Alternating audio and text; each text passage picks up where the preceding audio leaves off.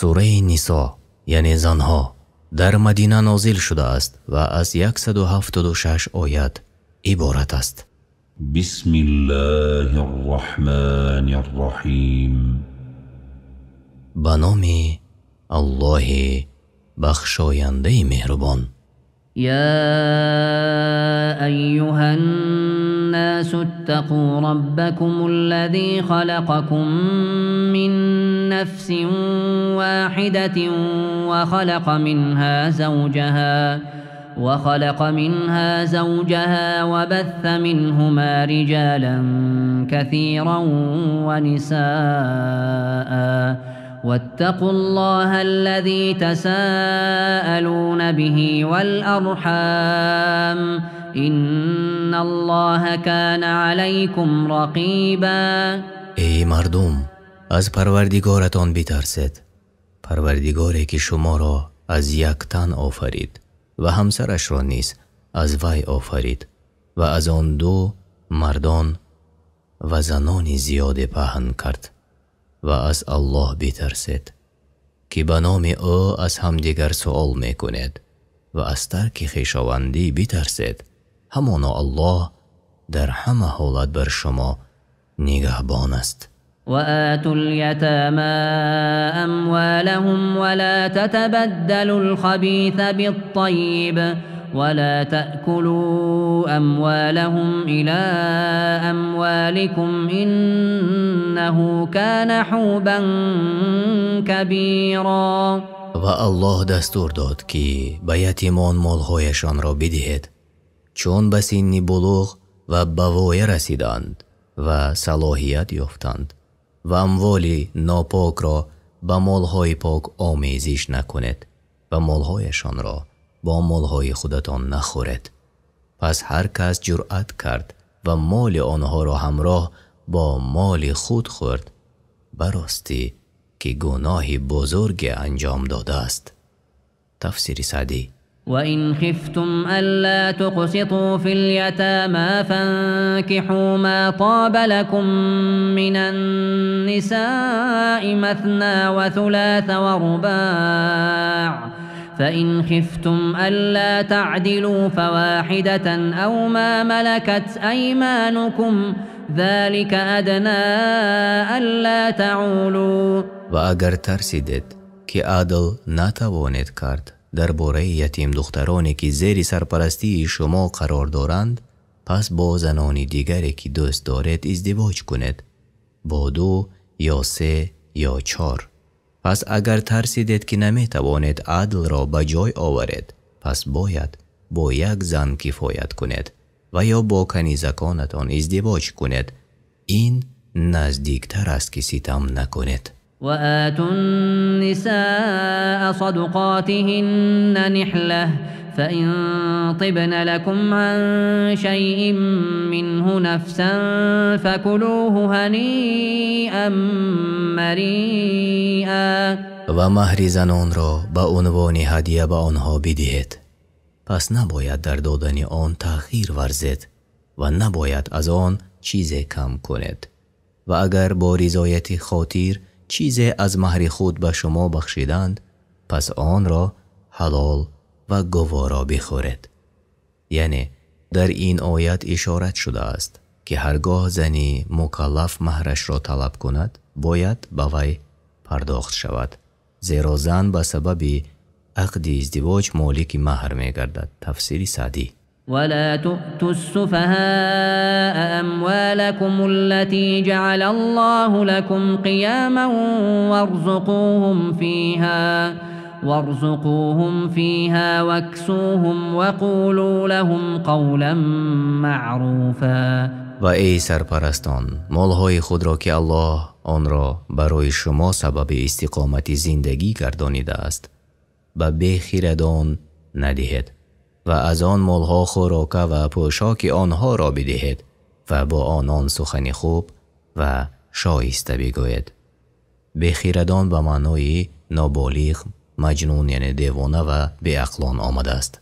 وابتلوا اليتامى حتى إذا بلغوا النكاح فإن آنستم منهم رشدا فادفعوا إليهم أموالهم ولا تأكلوها إسرافا وبدارا أن يكبروا ومن كان غنيا فليستعفف ومن كان فقيرا فليأكل بالمعروف فإذا دفعتم إليهم أموالهم فأشهدوا عليهم وكفى بالله حسيبا.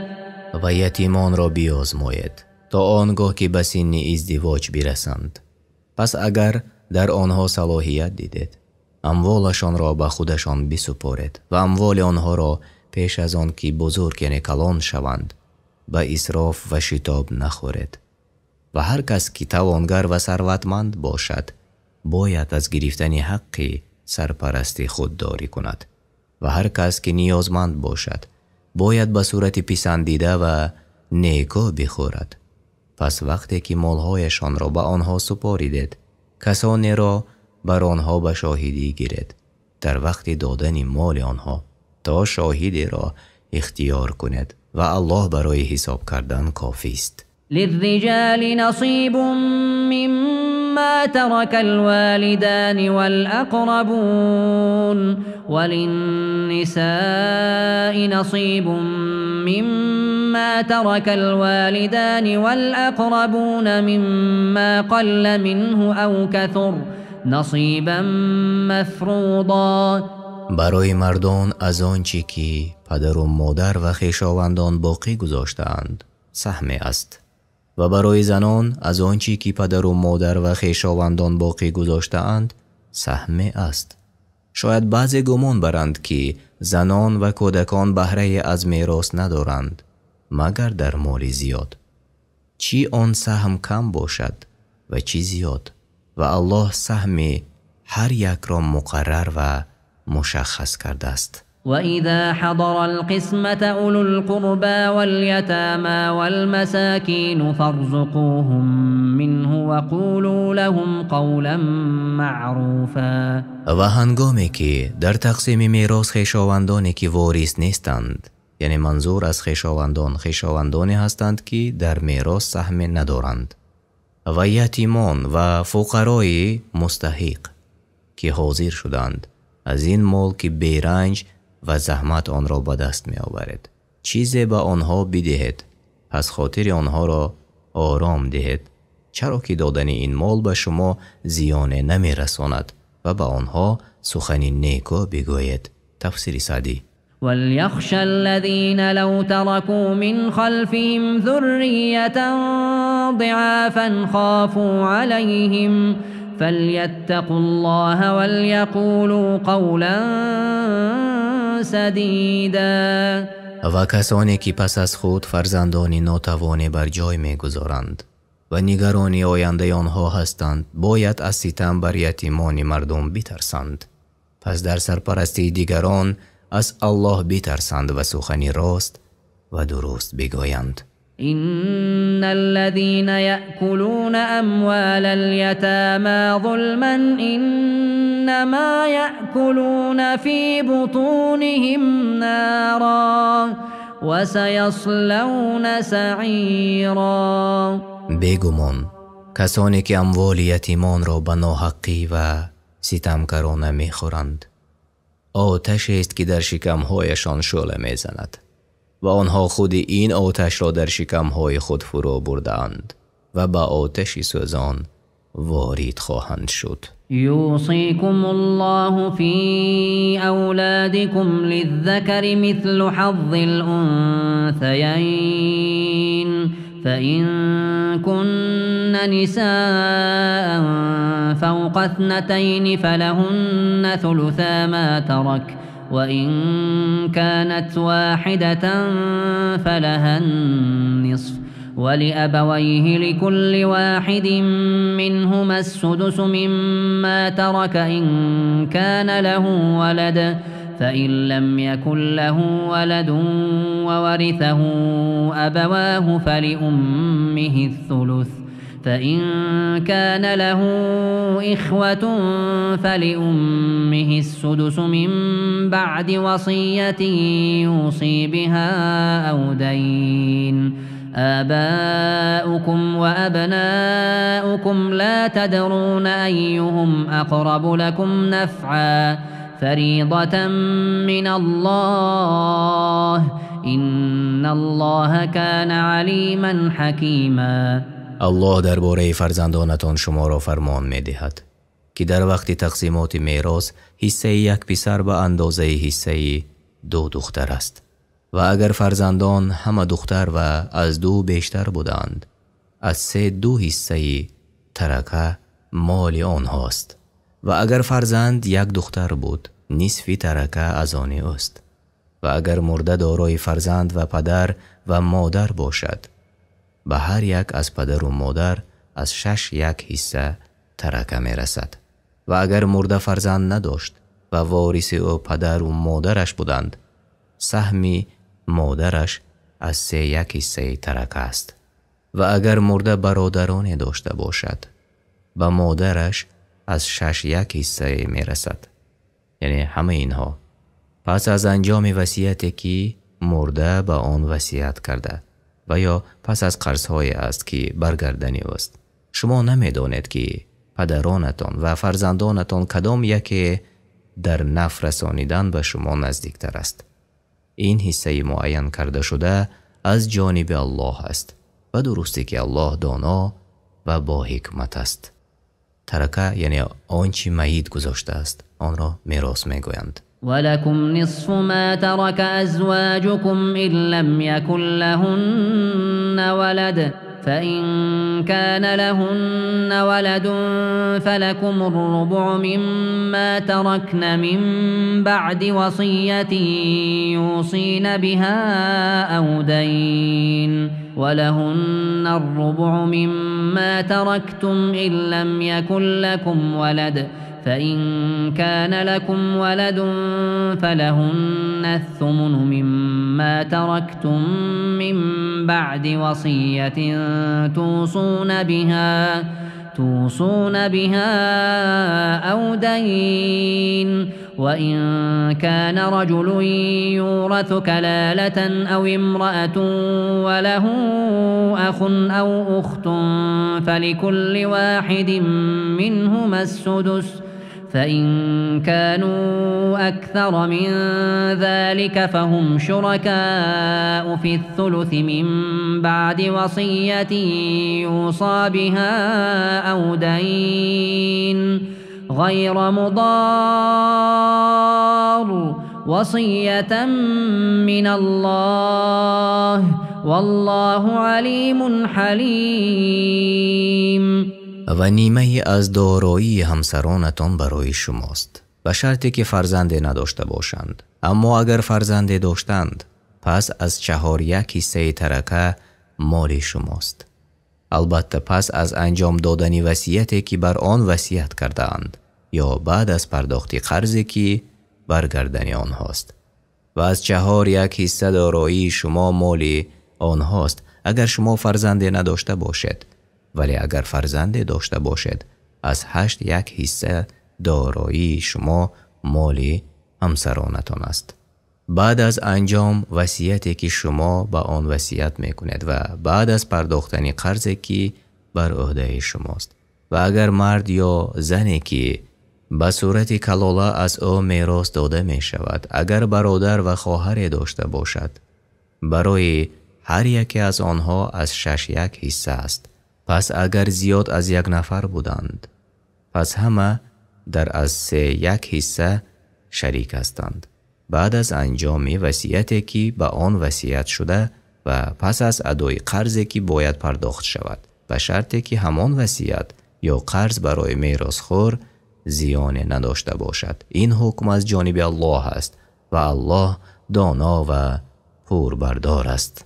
معنای کلاله یعنی مرد فوت کرد و پدر و فرزند ندارد. تلك حدود الله ومن يطع الله ورسوله يدخله جنات تجري من تحتها الأنهار خالدين فيها وذلك الفوز العظیم. این حدود مقرر کرده الهی است و هر کس اطاعت الله و پیامبرش کند الله او را وارد باغ‌های می‌کند که جایها در زیر آن روان است. آنان جاودانه در آن میمانند و این است پیروزی بزرگ. ومن يعص الله ورسوله ويتعد حدوده يدخله نارا خالدا فيها وله عذاب مهین. و هر کس از الله و پیامبرش نافرمانی و از حدود الهی تجاوز نماید الله او را وارد آتش می کند که همیشه در آن باقی می ماند و برای اوست عذاب خار کننده. واللاتی یأتین الفاحشة من نسائكم فاستشهدوا عليهن 4 منكم فإن شهدوا فأمسكوهن في البيوت حتى يتوفاهن الموت أو يجعل الله لهن سبيلا. و کسانی از زنانتان که مرتکب زنا می شوند 4 نفر از خودتان یعنی از مسلمانان برای آنها گواه بگیرید. پس اگر گواهی دادند آنها را در خانه ها نگاه دارید تا اینکه مرگ آنها را دریابد و یا الله برای آنها راه قرار دهد. یعنی این آیت با آیت سوره نور منسوخ گردید. تفسیر ابن کثیر و تفسیر بغوی. واللذان يأتيانها منكم فآذوهما فإن تابا وأصلحا فأعرضوا عنهما إن الله كان توابا رحيما. همچنین مردان و زنان شما که مرتکب زنا می شوند آنها را سرزنش و عیب جویی کنید و با عمل زدنی که از این عمل زشت بازشان دارد بیازارید. بنابراین هرگاه مردان مرتکب زنا شوند مورد اذیت و آزار قرار می گیرند و زنان زندانی و اذیت می شوند. پس زندانی کردن تا زمان فرا رسیدن مرگ است و آزار رسانیدن تا وقتی است که فرد توبه کند و به اصلاح خود بپردازد. بنابراین فرمود و اگر توبه کردند و به اصلاح پرداختند آنها را رها کنید همانا الله توبه پذیر و مهربان است. این آیت در اول اسلام نازل شده بود پس به آیت سوره نور منسوخ گردید. تفسیر سعدی و ابن کثیر. إنما التوبة على الله للذين يعملون السوء بجهالة ثم يتوبون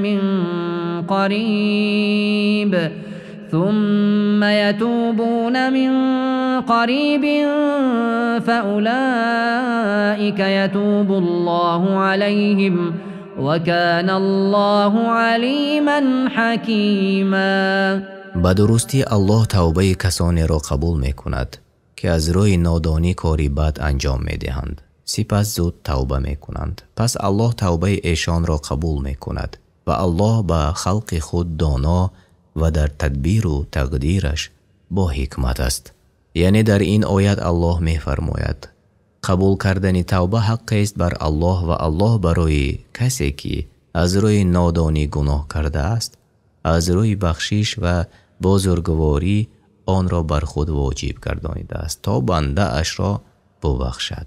تفسیر سعدی. وليست التوبة للذين يعملون السيئات حتى إذا حضر أحدهم الموت قال إني تبت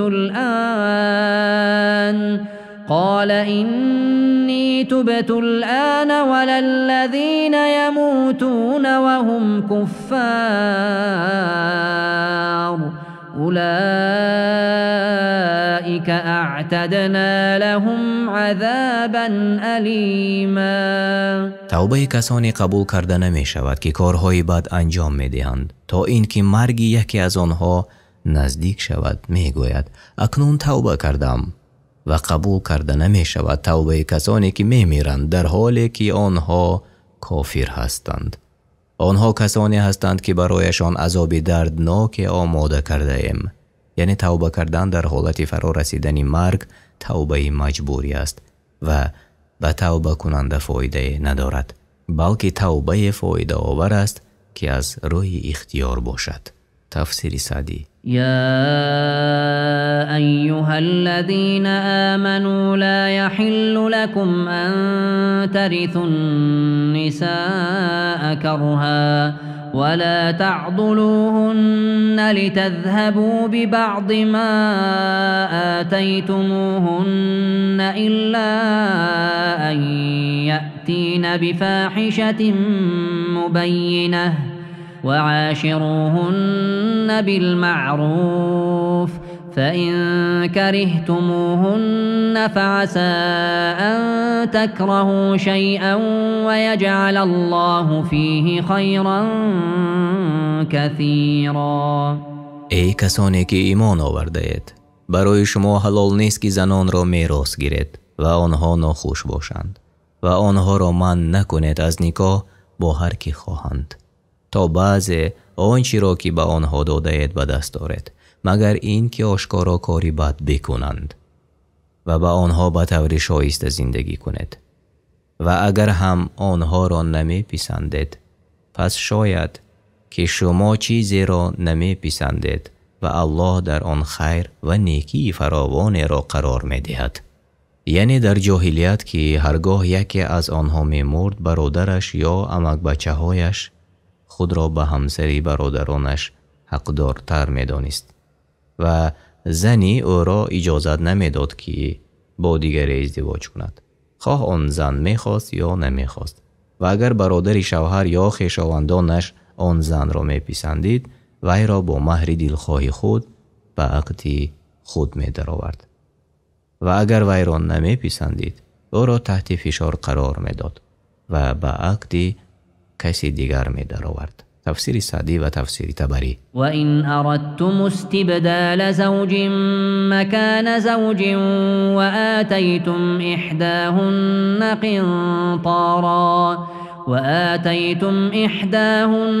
قنطارا فلا تأخذوا منه شيئا اتأخذونه بهتانا و اثما مبینا. اگر خواستید زنی به جای زنی دیگر بگیرید و او را، یعنی زنی که جدا می شود، مالی بسیار داده اید، یعنی در مهر، پس از آن مال چیزی را باز نگیرید، بلکه آن را به طور کامل به وی داده و در دادن آن تأخیر نکنید. آیا می خواهید مهر را با بهتان و گناه آشکار بگیرید؟ وكيف تأخذونه وقد أفضى بعضكم إلى بعض وأخذن منكم ميثاقا غلیظا. و چگونه آن را پس میگیرید در حالی که با یکدیگر آمیزش کرده اید و زنان از شما پیمانی محکمی گرفتند؟ یعنی این بزرگترین ظلم است و اینچنین الله از شوهران پیمانی محکم گرفته است که حقوق همسرانشان را رعایت کنند. ولا تنكحوا ما نكح آباؤكم من النساء إلا ما قد سلف إنه كان فاحشة ومقتا وساء سبيلا. و با زنانی که پدرانتان با آنان ازدواج کردند ازدواج نکنید مگر آنچه که قبلا انجام داده شده بود، همانا این کار بسیار زشت و گناه و روش نادرستی بد است. حرمت عليكم أمهاتكم وبناتكم وأخواتكم وعماتكم وخالاتكم وبنات الأخ وبنات الأخت وأمهاتكم اللاتي أرضعنكم وأخواتكم من الرضاعة وأمهات نسائكم وربائبكم اللاتي في حجوركم من نسائكم اللاتي دخلتم بهن، فإن لم تكونوا دخلتم بهن فلا جناح عليكم، وحلائل أبنائكم الذين من أصلابكم، وأن تجمعوا بين الأختين إلا ما قد سلف، إن الله كان غفورا رحیما.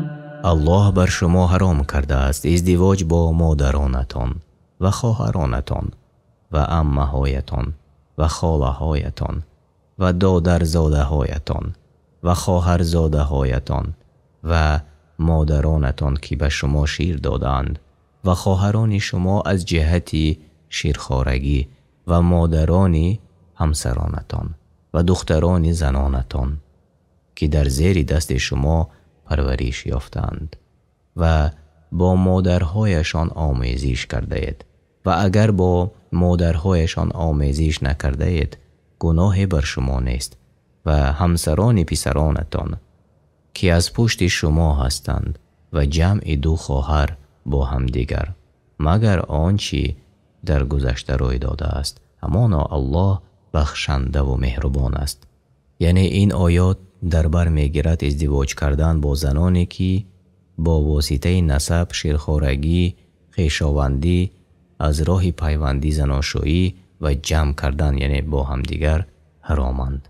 والمحصنات من النساء إلا ما ملكت أيمانكم كتاب الله عليكم، وأحل لكم ما وراء ذلكم أن تبتغوا بأموالكم محصنين غير مسافحين، فما استمتعتم به منهن فآتوهن أجورهن فريضة، ولا جناح عليكم فيما تراضيتم به من بعد الفريضة، إن الله كان عليما حكيما.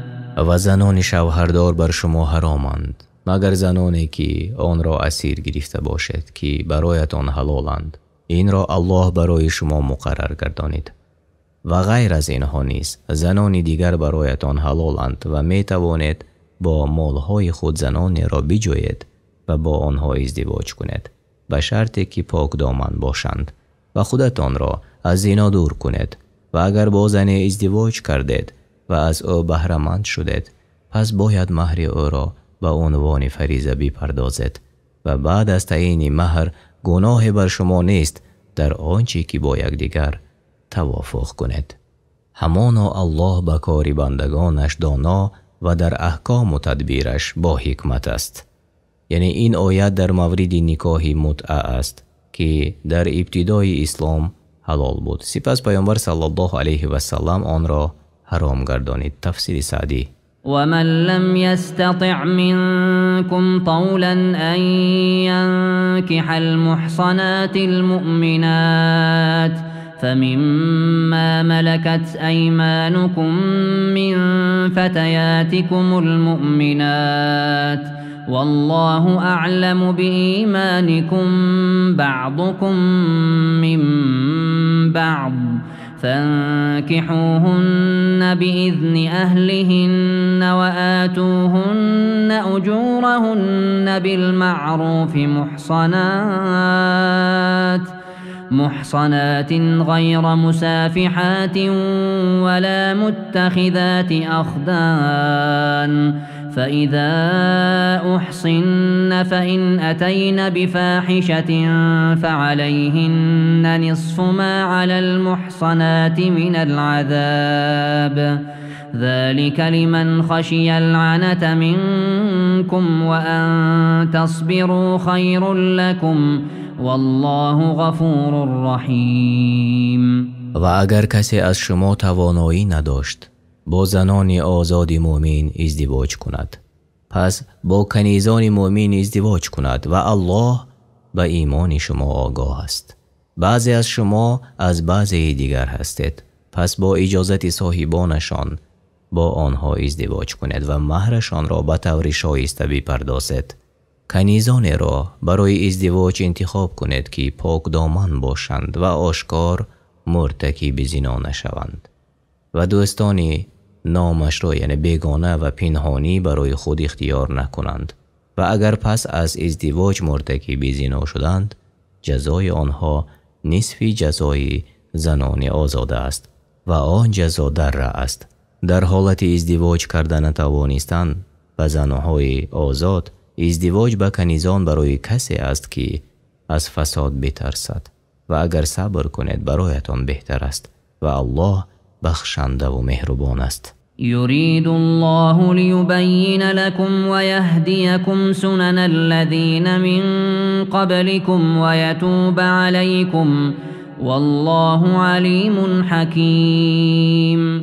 الله می خواهد برای شما احکام خود را روشن نماید و شما را به راه کسانی که پیش از شما بودند، یعنی از راه پیامبران و صالحان، راهنمایی کند و توبه شما را بپذیرد و الله به صلاحیت بندگانش دانا و احکام او با حکمت است. والله يريد أن يتوب عليكم ويريد الذين يتبعون الشهوات أن تميلوا ميلا عظيما. و الله می خواهد توبه شما را بپذیرد و کسانی که پیروی شهوت ها هستند می خواهند شما را از راه راست به راه گمراهان و راه کسانی که الله با آنها خشم گرفته است بیراه کنند. یرید الله ان یخفف عنکم و خلق الانسان ضعیفا.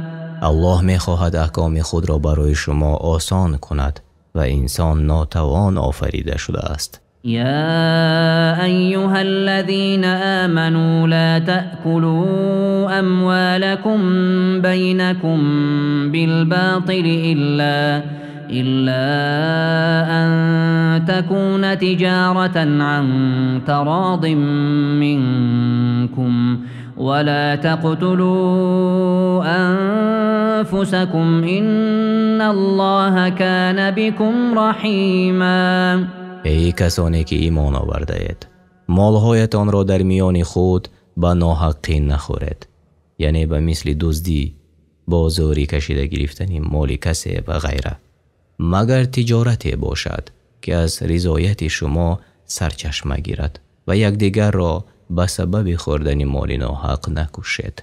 همانا الله نسبت به شما مهربان است. ومن يفعل ذلك عدوانا وظلما فسوف نصليه نارا وكان ذلك على الله يسيرا. و کسی که چنین کاری را قصداً از روی دشمنی و ستم انجام دهد او را با آتش خواهیم سوزاند و این کار برای الله آسان است. إن تجتنبوا كبائر ما تنهون عنه نكفر عنكم سيئاتكم وندخلكم مدخلا كريما.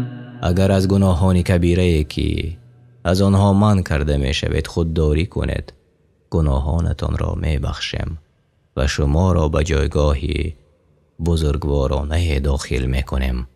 یعنی گناه کبیره گناه است که ایمان آدم را ضعیف می کند و یا بدون بال آن لعنت قرار داده شده است یا الله به مرتکب آن خشم می گیرد. تفسیر سعدی. ولا تتمنوا ما فضل الله به بعضكم على بعض للرجال نصيب مما اكتسبوا وللنساء نصيب مما اكتسبن واسألوا الله من فضله إن الله كان بكل شيء عليما. و آرزوی چیزی را نکنید که الله برخی از شما را با آن از برخی دیگر برتری داده است. برای مردان بهره است از آن چی به دست می آورند و برای زنان بهره است از آن چی به دست می آورند و از الله فضل او را بجوید. همانا الله بر هر چیز آگاه است. یعنی الله به هر کس چیزی را می دهد که شایستگی برخورداری آن را دارد و نعمتهای خود را به کسی نمی دهد که شایسته آن نباشد. ولكل جعلنا موالي مما ترك الوالدان والأقربون والذين عقدت أيمانكم فآتوهم نصيبهم إن الله كان على كل شيء شهيدا. و برای هر کسی وارثانه قرار داده‌ایم که باید از اموال پدر و مادر و خویشاوندانش برای او باقی گذاشته به وی داده شود و با کسانی که پیمان بسته اید نصیبشان را بدهید. بیگمان الله به هر چیز حاضر و آگاه است. الرجال قوامون على النساء بما فضل الله بعضهم على بعض وبما أنفقوا من أموالهم فالصالحات قانتات حافظات للغيب بما حفظ الله واللاتي تخافون نشوزهن فعظوهن واهجروهن في المضاجع واضربوهن فإن أطعنكم فلا تبغوا عليهن سبيلا إن الله كان عليا كبيرا. مردان سرپرستی زنان هستند به خاطر این که الله مردان را بر زنان برتری داده است و نیز به خاطر این که از مالهایشان خرج می کنند و لباس و مسکن آنها را تیار می نمایند. پس زنان صالحه آنهایی هستند که فرمان بردار الله بوده و در پنهانی و در غیب شوهرشان از آنها اطاعت می کنند و این از آن سبب است که الله آنها را محافظت نموده توفیق داده است و زنانی را که از سرکشی آنها بیم دارد آنها را نصیحت کنید، سپس بستر خود را جدا کنید، سپس آنها را بزنید. پس اگر از شما اطاعت کردند دیگر راهی برای ایشان نجوید، یعنی آنها را طلاق ندهید.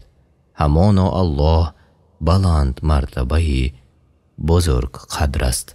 وإن خفتم شقاق بينهما فابعثوا حكما من أهله وحكما من أهلها إن يريدا إصلاحا يوفق الله بينهما إن الله كان عليما خبيرا. و اگر از اختلاف و جدایی آنها بیم داشتید پس داوری یعنی مسلمان عادل و عاقل باشد از خانواده شوهر و داوری از خانواده زن بفرستید. اگر این دو داور خواهان اصلاح باشند الله بین آنها توافق حاصل می کند. همانا الله دانا و آگاه است. واعبدوا الله ولا تشركوا به شيئا وبالوالدين إحسانا وبذي القربى واليتامى والمساكين والجار ذي القربى والجار الجنب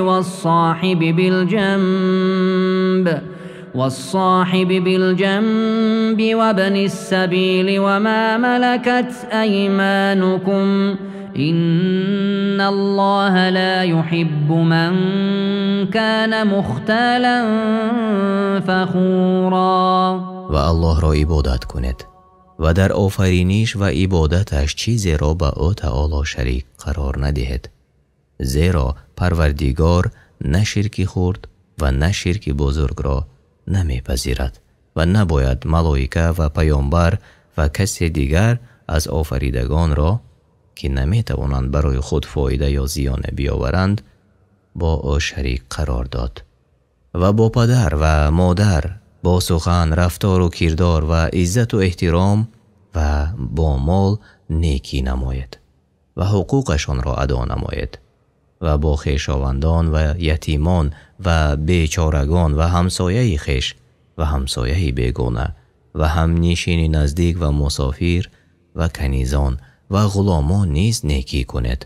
همانا الله کسی را که خودپسند و خودستا باشد دوست ندارد. الذين يبخلون ويأمرون الناس بالبخل ويكتمون ما آتاهم الله من فضله وأعتدنا للكافرين عذابا مهینا. ای کسانی که حقوقی بر آنها داده شده را ادا نمی کنند و مردم را با گفتار و کردارشان به بخل فرمان می دهند و پنهان می کنند آن چیزی را که الله از فضل خویش به آنها داده است. الله در حق آنها فرمود ما از برای کافران عذابی خار کننده آماده ساختیم. والذين ينفقون أموالهم رئاء الناس ولا يؤمنون بالله ولا باليوم الآخر ومن يكن الشيطان له قرينا فساء قرينا. و کسانی که مالهایشان را برای آن خیر کنند که مردم آنها را ببینند و ستایش کنند و آنها را تعظیم نمایند و خیر و بخشش آنها از اخلاص و ایمان به الله و امید به پاداش او سرچشمه نگرفته است، پس این راه شیطان و کاری است که گروه خود را به سوی آن دعوت می کند تا از اهل جهنم شوند و هر کس که شیطان همراه او باشد بسیار همراه و همدمی بده است، زیرا می خواهد وی را هلاک کند. وماذا عليهم لو آمنوا بالله واليوم الآخر وأنفقوا مما رزقهم الله وكان الله بهم عليما.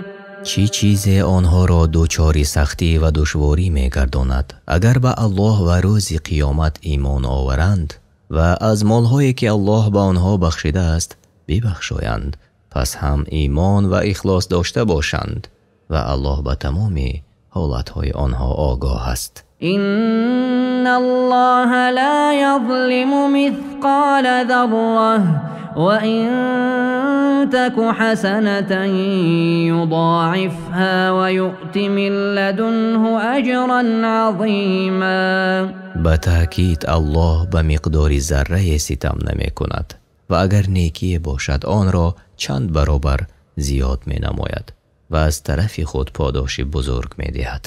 فكيف إذا جئنا من كل أمة بشهيد وجئنا بك على هؤلاء شهيدا.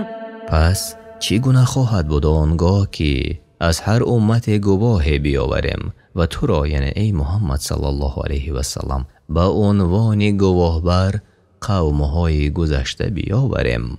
يومئذ يود الذين كفروا وعصوا الرسول لو تسوى بهم الأرض ولا يكتمون الله حديثا.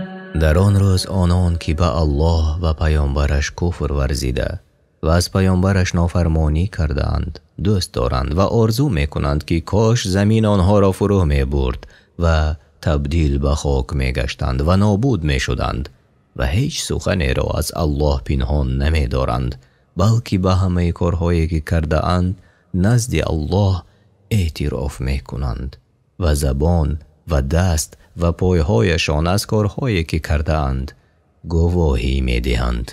يا أيها الذين آمنوا لا تقربوا الصلاة وأنتم سكارى حتى تعلموا ما تقولون ولا جنبا إلا عابري سبيل حتى تغتسلوا وإن كنتم مرضى أو على سفر أو جاء أحد منكم من الغائط أو لامستم النساء فلم تجدوا ماء فتيمموا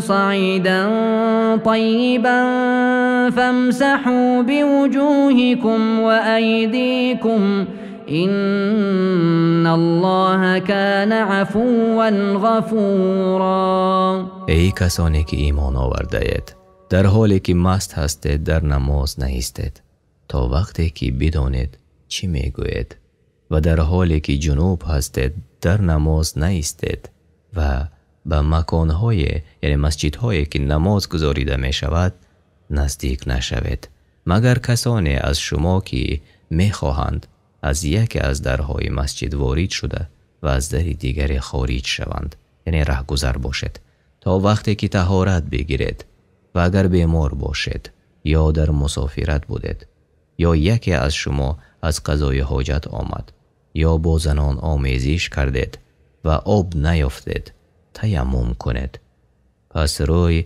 و دستهایتان را مسح کنید.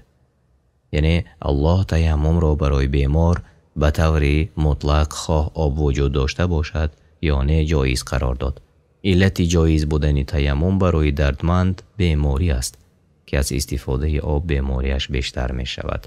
تیمم را در سفر نیز جایز قرار داده است، زیرا گمان می رود که در سفر آب یافت نشود، و همچنین هرگاه انسان به سبب قضای حاجت یا آمیزش با زنان ناپاک شد، اگر آب را نیافت برایش جایز است تیمم کند، خواه در سفر باشد یا نه، همانطور که عموم آیت بر این مطلب دلالت می کند. همانا الله عفو کننده و آمرزنده است. معنای تیمم با هر آن چیزی که از سطح زمین بالا باشد و غبار داشته باشد یا نه، خواه خاک باشد یا درخت یا سنگ یا گیاه، و شرطی که پاک باشد انجام می شود. ألم تر إلى الذين أوتوا نصيبا من الكتاب يشترون الضلالة ويريدون أن تضلوا السبيل.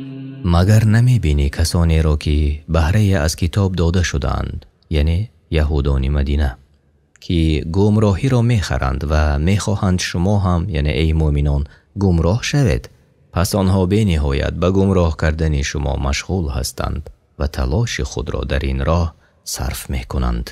والله اعلم باعدائكم وكفى بالله وليا وكفى بالله نصيرا. و الله دشمنان شما را بهتر می شناسد و کافی است که الله سرپرست شما باشد و کافی است که الله یاور شما باشد.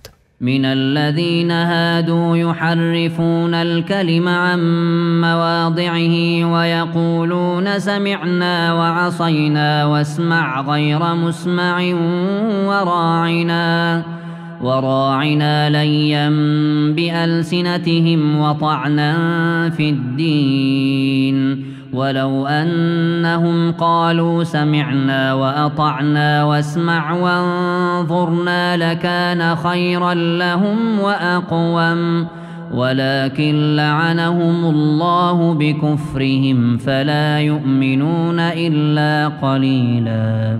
گروهی از یهودیان سخنان را از جایگاهشان دیگرگون کرده و میگویند شنیدیم و نافرمانی کردیم و بیشنو کاش که ناشنوا گردی، یعنی و میگفتند ما را رعایت کن.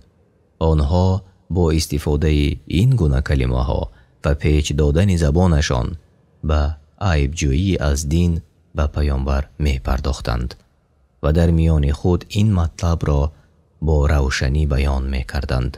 سپس الله آنها را به انجام آنچه که برایشان بهتر است راهنمایی نمود و فرمود.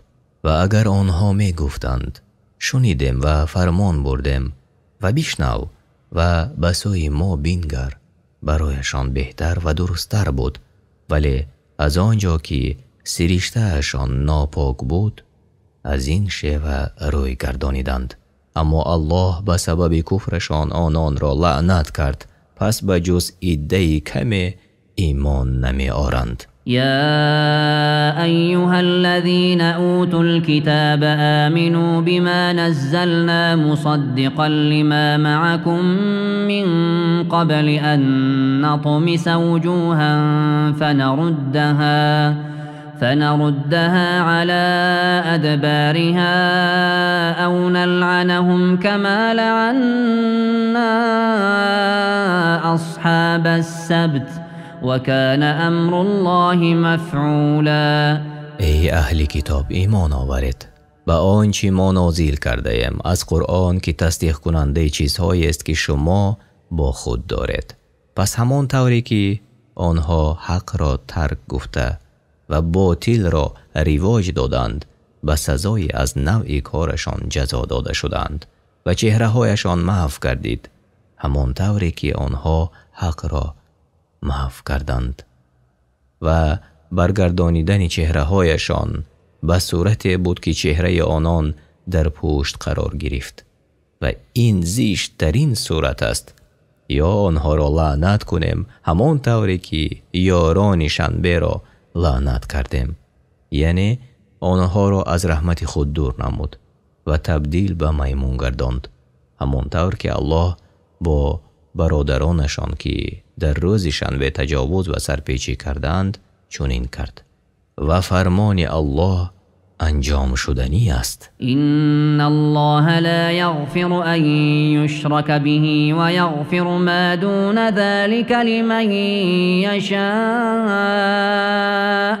و من یشرک بالله فقد افترى اثما عظیما. به درستی که الله نمی آمرزد که او را شرک مقرر کرده شود و گناهان پایین تر از آن را برای هر کسی که بخواهد، یعنی از گناهان صغیره و کبیره می آمرزد و هر کس به الله شرک ورزد گناه بزرگی را صادر کرده است. الم تر الى الذين يزكون انفسهم بل الله يزكي من يشاء ولا يظلمون فتیلا. آیا کسانی را نمی بینی که خود را پاک می شمارند، بلکه الله هر کس را که بخواهد پاک می سازد، یعنی او را به سبب ایمان و عمل صالح و آراستگی و اخلاق زیبا پاک می گرداند.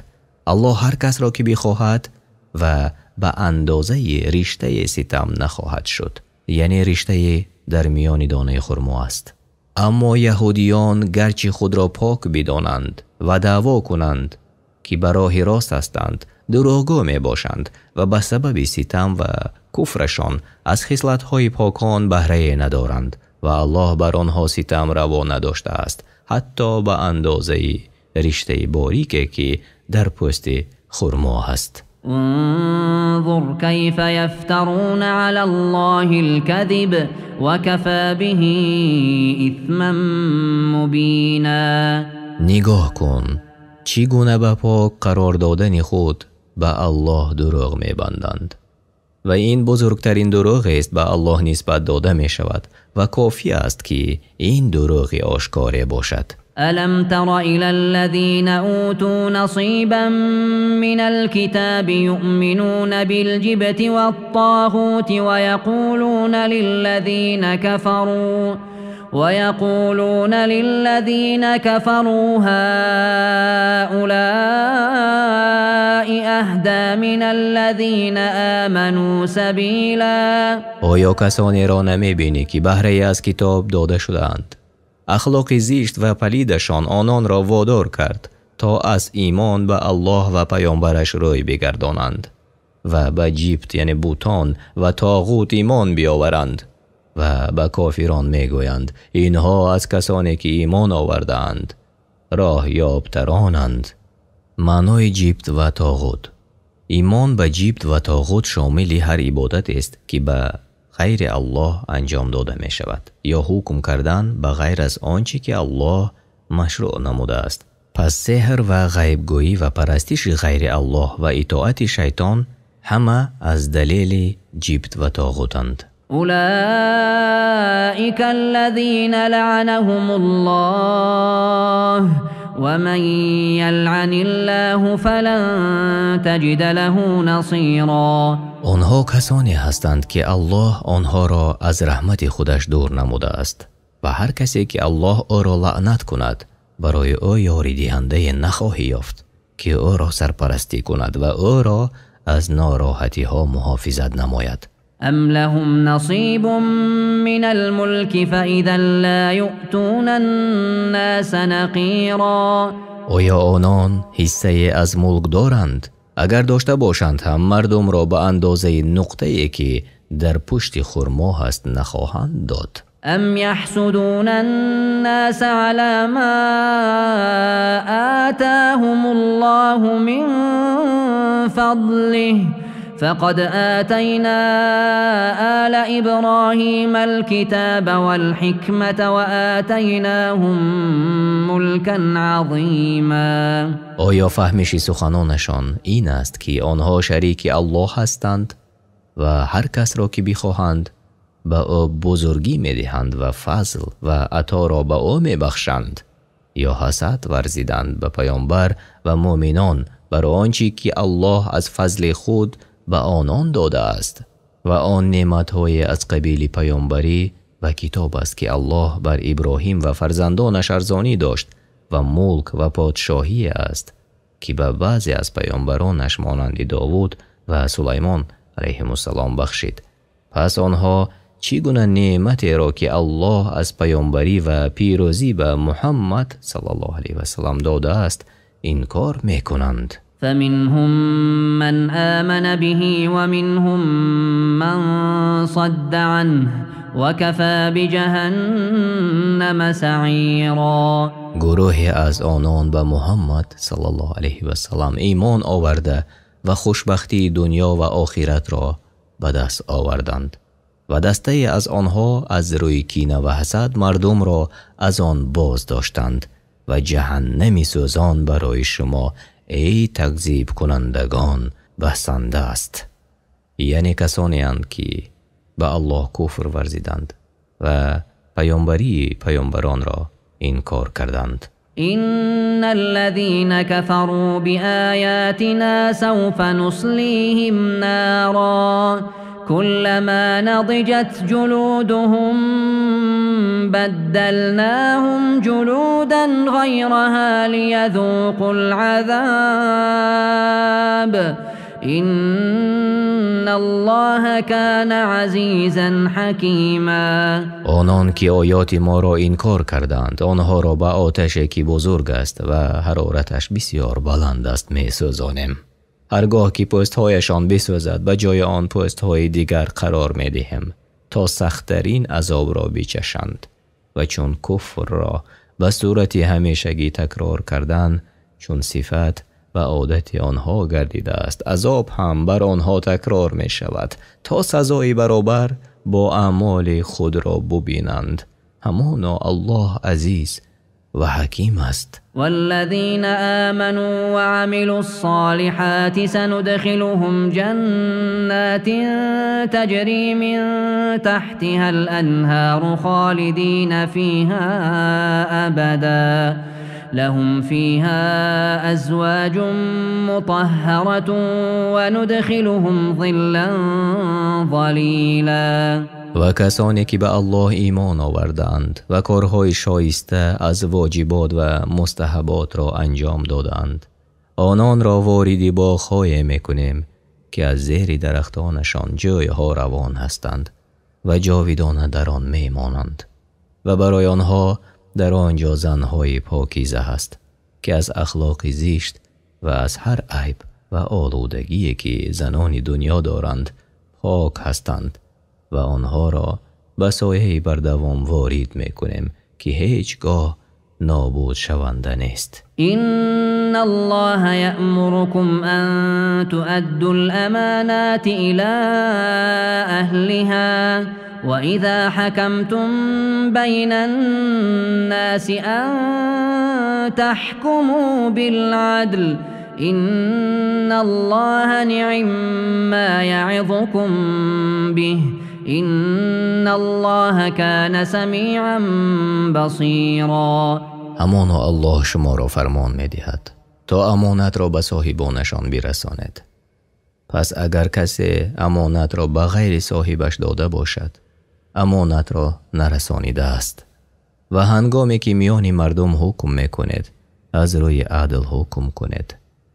همانا الله شما را به بهترین حکمها پند می دهد. هر آینه الله شنوا و بینا است. يا أيها الذين آمنوا أطيعوا الله وأطيعوا الرسول وأولي الأمر منكم فإن تنازعتم في شيء فردوه إلى الله والرسول إن كنتم تؤمنون بالله واليوم الآخر ذلك خیر و احسن تأویلا. ای کسانی که ایمان آورده اید، اطاعت الله و پیامبر و اولو الامر مسلمانان کنید و هر کس که پیامبر را پیروی کند الله را پیروی کرده است. اما مسئولین و حکما زمانی به فرمان بردن از آنها دستور داده می شود که فرمان آنها گناه نباشد و چون در چیز اختلاف کردید آن را به الله و به پیامبر برگردانید. اگر به الله و روز قیامت ایمان دارید این برای شما بهتر و خوشتر است. تفسیر سعدی. الم تر إلى الذين يزعمون أنهم آمنوا بما أنزل إليك وما أنزل من قبلك يريدون أن يتحاكموا إلى الطاغوت وقد أمروا أن يكفروا به ويريد الشيطان أن يضلهم ضلالا بعيدا. آیا تعجب نمی کنی از کسانی که دعوا می کنند با آنچه بر پیامبر و پیش از او نازل شده است ایمان آورده اند، اما با این وجود می خواهند برای حکم کردن و پیش طاغوت بروند و هر کس که بغیر از آنچه الله مشروع نموده است حکم کند طاغوت است، در حالی که به آنان دستور داده شده است که به طاغوت کفر ورزند. زیرا حقیقت ایمان آن است که فرد مؤمن برابر قانون الله تسلیم شود. پس هر کس دعوا کند مؤمن است اما حکم طاغوت را بر حکم الله برتر حسابد، دروغ می گوید و شیطان می خواهد آنها را گمراه و از حق بسیار دور نماید. تفسیر سعدی. وإذا قيل لهم تعالوا إلى ما أنزل الله وإلى الرسول رأيت المنافقين يصدون عنك صدودا. و چون به ایشان گفته شود بیایید به سوی آنچه که الله نازل کرده و به سوی پیامبر، منافقان را میبینی که به تو پشت میگردانند و از تو باز میدارند. فكيف إذا أصابتهم مصيبة بما قدمت أيديهم ثم جاءوك يحلفون بالله إن أردنا إلا إحسانا وتوفيقا. از حال این گمراهان چگونه خواهد بود وقتی که به سبب گناهانی که با دست خود انجام دادند و این که طاغوت را حاکم قرار دادند به مصیبت و بلای گرفتار شوند، سپس پیش تو می آیند و برای کاری که انجام دادند عذر می آورند و به الله سوگند می خورند که مقصد خیرخواهی و آشتی دادن دو طرف داشتند، در حالی که آنان دروغ می گویند. أولئك الذين يعلم الله ما في قلوبهم فأعرض عنهم وعظهم وقل لهم في أنفسهم قولا بلیغا. آنها کسانی اند که الله می داند در دلهایشان چه نفاق و نیت بدی وجود دارد، پس به آنان توجه نکن و با آنها روبرو نشو و پندشان بده و آنان را به صورتی مخفیانه و در خلوت نصیحت کن، زیرا نصیحت در تنهایی برای کامیابی و مقصود موافق تر است و در سرزنش و بیرون آوردن آنها مبالغه کن و زیاد کوشش بکن. وما أرسلنا من رسول إلا ليطاع بإذن الله ولو أنهم إذ ظلموا أنفسهم جاءوك فاستغفروا الله واستغفر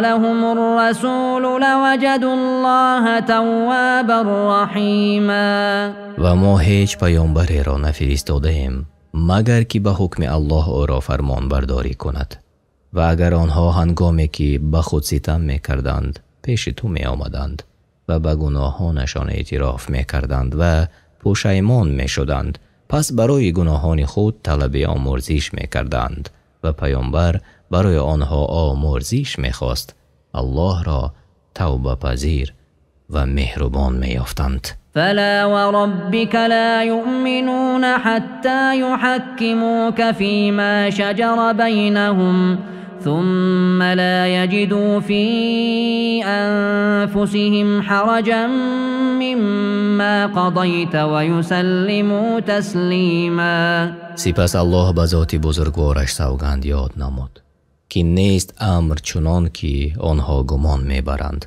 که آنها مؤمنانند و بعد از آن به حکم تو راضی نمی شوند و تو را در همه اختلافات خود حاکم قرار نمی دهند و باید ملال از حکم تو در دل خود نداشته و کاملا تسلیم باشند. اختیار نمودن حکم رسول صلی الله علیه و سلم و راضی بودن و تسلیم شدن و آنچه آورده است از نزد الله در همه حالتهای حیات از نشانه صدق ایمان است. تفسیر ابن کثیر. ولو أنا كتبنا عليهم أن اقتلوا أنفسكم أو اخرجوا من دياركم ما فعلوه إلا قليل منهم ولو أنهم فعلوا ما يوعظون به لكان خيرا لهم وأشد تثبيتا. و اگر بر آنها یعنی منافقانی که حکم طاغوت را بر حکم الله برتر داشتند واجب می‌گرداندیم که خویشتن را بکشید یا از سرزمین هایتان بیرون بروید، جز شماره اندکی از آنها چنین نمی کردند و اگر آنچه را می کردند که به آن پند داده می شوند همانا برای آنها بهتر و استوارتر می نمود. وَإِذًا لَآتَيْنَاهُمْ مِنْ لَدُنَّا أَجْرًا عَظِيمًا. و آنگاه در دنیا و آخرت به آنان از پیش خود پاداشی بزرگی می دادیم. وَلَهَدَيْنَاهُمْ صِرَاطًا مُسْتَقِيمًا. و آنها را به راه راست هدایت می نمودیم. ومن يطع الله والرسول فأولئك مع الذين أنعم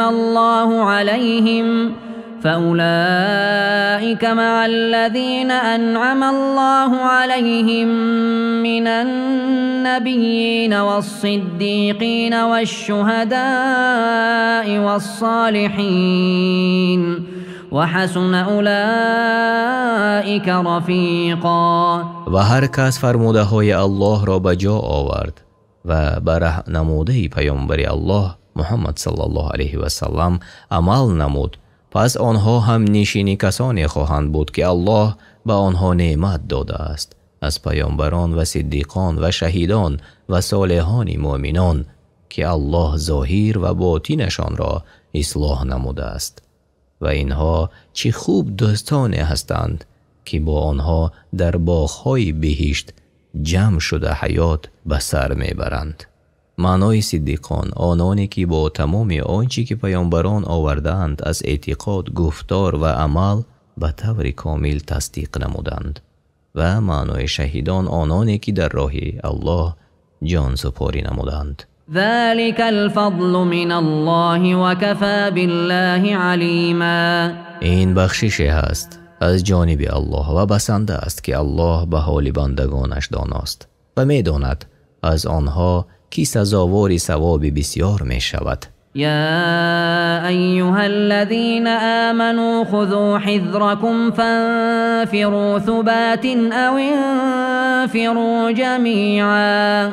ای کسانی که ایمان آورده اید به مقابل دشمنانتان آمادگی خود را ببینید و گروه گروه یا همه جمع آمده بیرون به جنگ بروید. و این منکم لمن لیبطئن فإن أصابتكم مصيبة قال قد أنعم الله علي إذ لم أكن معهم شهيدا. و ای مؤمنان، گروهی از شما هستند که در جهاد در راه الله سستی می کنند. اگر مصیبتی به شما برسد، یعنی از قبیل شکست خوردن و کشته شدن و پیروز شدن دشمنان بر شما، فردی که در جهاد شرکت نکرده است می گوید براستی الله به من لطف نمود که با آنان همراه و حاضر نبودم. ولئن أصابكم فضل من الله ليقولن كأن لم تكن بينكم وبينه مودة يا ليتني كنت معهم فأفوز فوزا عظيما. و اگر به شما رحمت و فضل یعنی پیروزی یا غنیمت به دست آوردن از جانب الله برسد، البته این منافق حسدخور حسرت کنان چنان که گویی هرگز میان شما و میان وی دوستی نبود می گوید کاش همراه آنها بودم و خیلی بهره می بردم و به موفقیت بزرگ دست می افتم. یعنی آرزو می کند که ای کاش در جنگ شرکت می کرد و از غنیمت های که به دست آمده بهره به او نیز می رسید. تفسیر سعدی. فليقاتل في سبيل الله الذين يشرون الحياة الدنيا بالآخرة ومن يقاتل في سبيل الله فيقتل أو يغلب فسوف نؤتيه أجرا عظيما. پس کسانی که زندگی دنیا را به آخرت می فروشند باید در راه الله بجنگند و هر کی در راه الله جنگ کند و کشته شود یا غالب باید پاداشی بزرگ به او خواهیم داد. وما لكم لا تقاتلون في سبيل الله والمستضعفين من الرجال والنساء والولدان الذين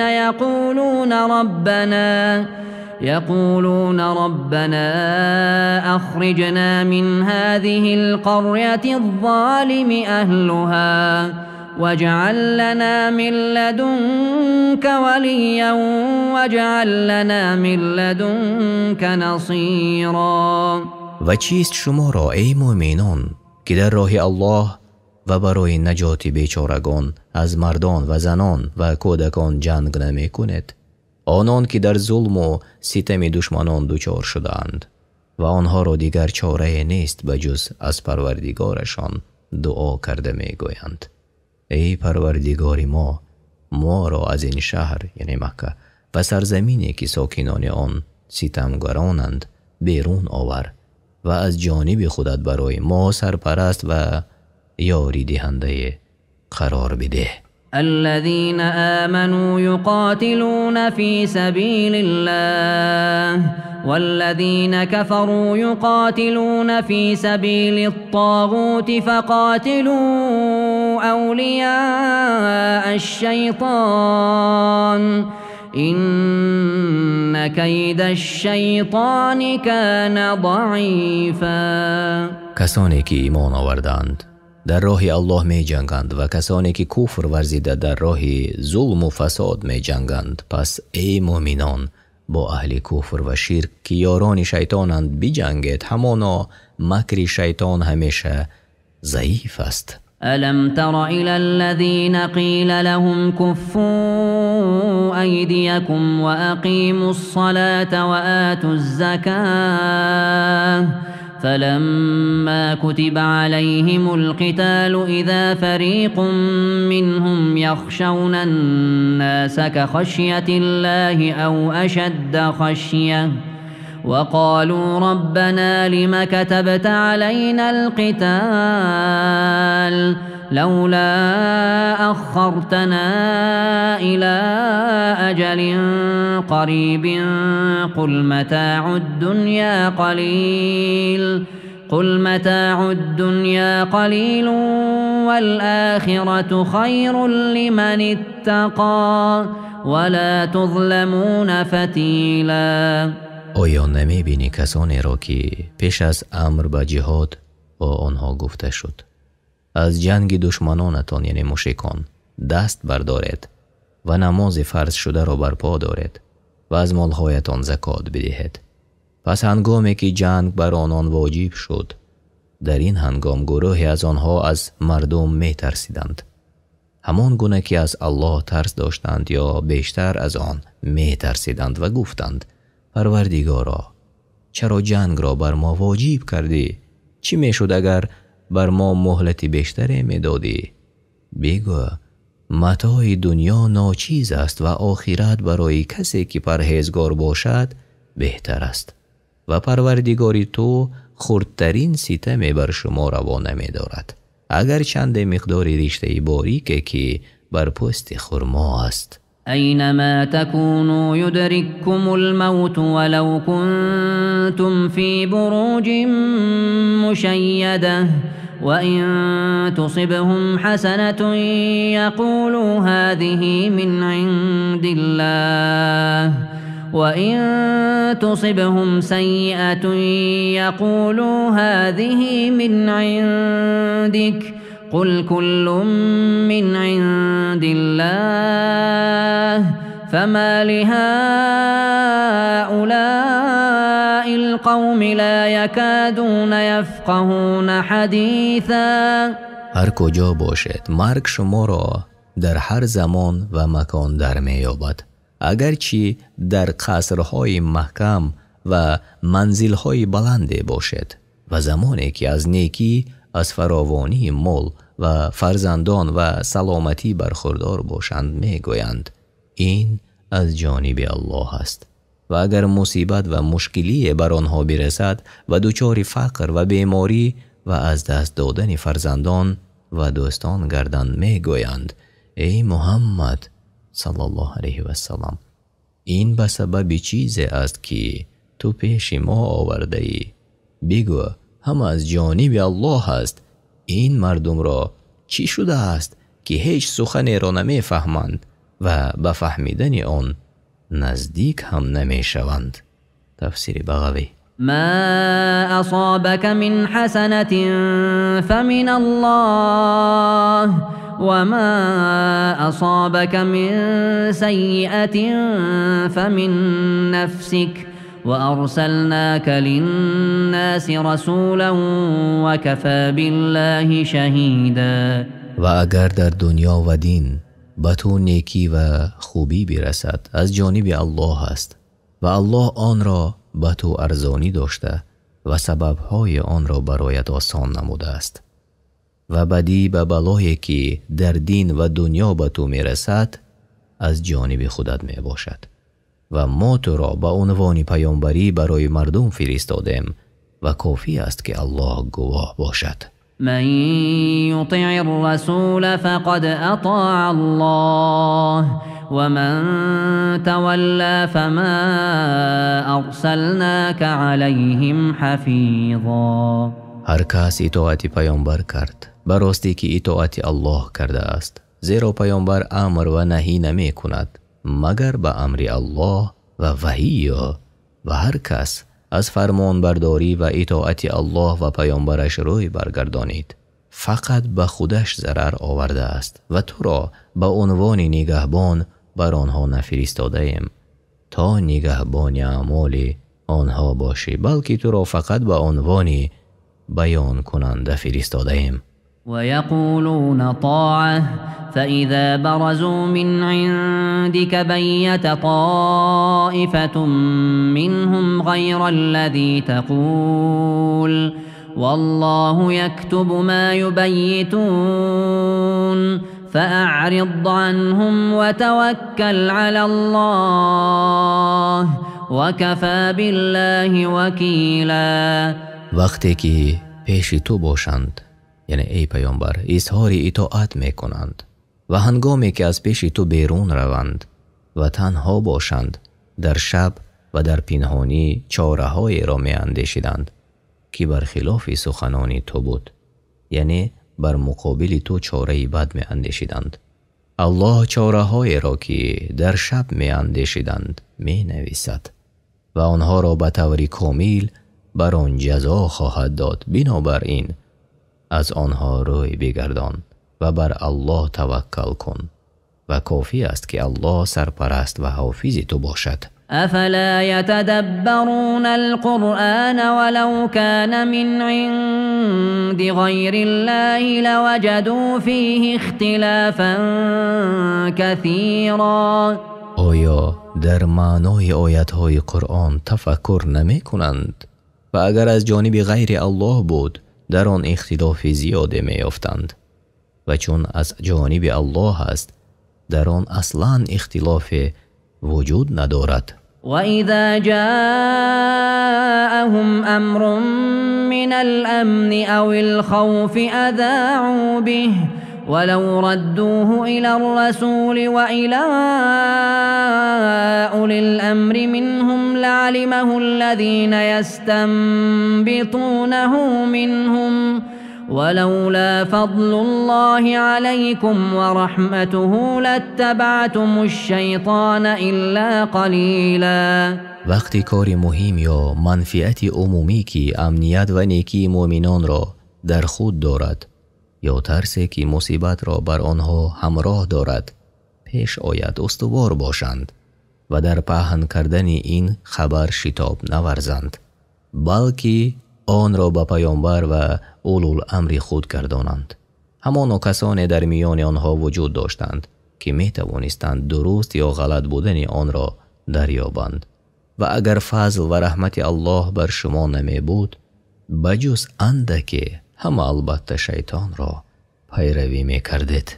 فقاتل في سبيل الله لا تكلف إلا نفسك وحرض المؤمنين عسى الله أن يكف بأس الذين كفروا والله أشد بأسا وأشد تنكيلا. پس در راه الله بجنگ تو، یعنی ای محمد، جز برای خودت برای کسی جوابگر نیستی و مؤمنان را برای جنگیدن بر ضد مشرکان حرکت کنان. باشد که الله قدرت کافران را به سبب این که شما در راه او می جنگید و یکدیگر را بر آن رغبت می کنید باز دارد و قدرت و عزت الله بیشتر است و عذاب و جزای او برای گناهکاران سخت‌تر است.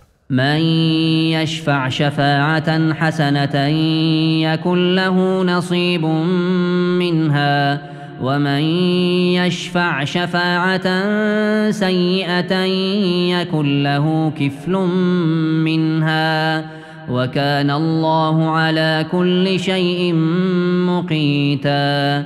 پس هر کس که دیگری را در کاری خیر یاری دهد او را از ثواب آن بهره باشد و هر کس دیگری را بر انجام کاری بد یاری کند او را از عذاب آن حصه باشد و الله بر هر چیز گواه و حافظ است.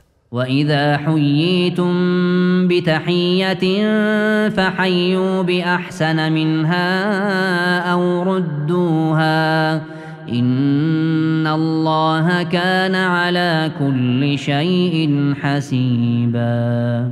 هرگاه به شما سلام گفته شد بهتر از آن یا مانند همان جواب بگوید. البته الله بر هر چیز حسابرس است.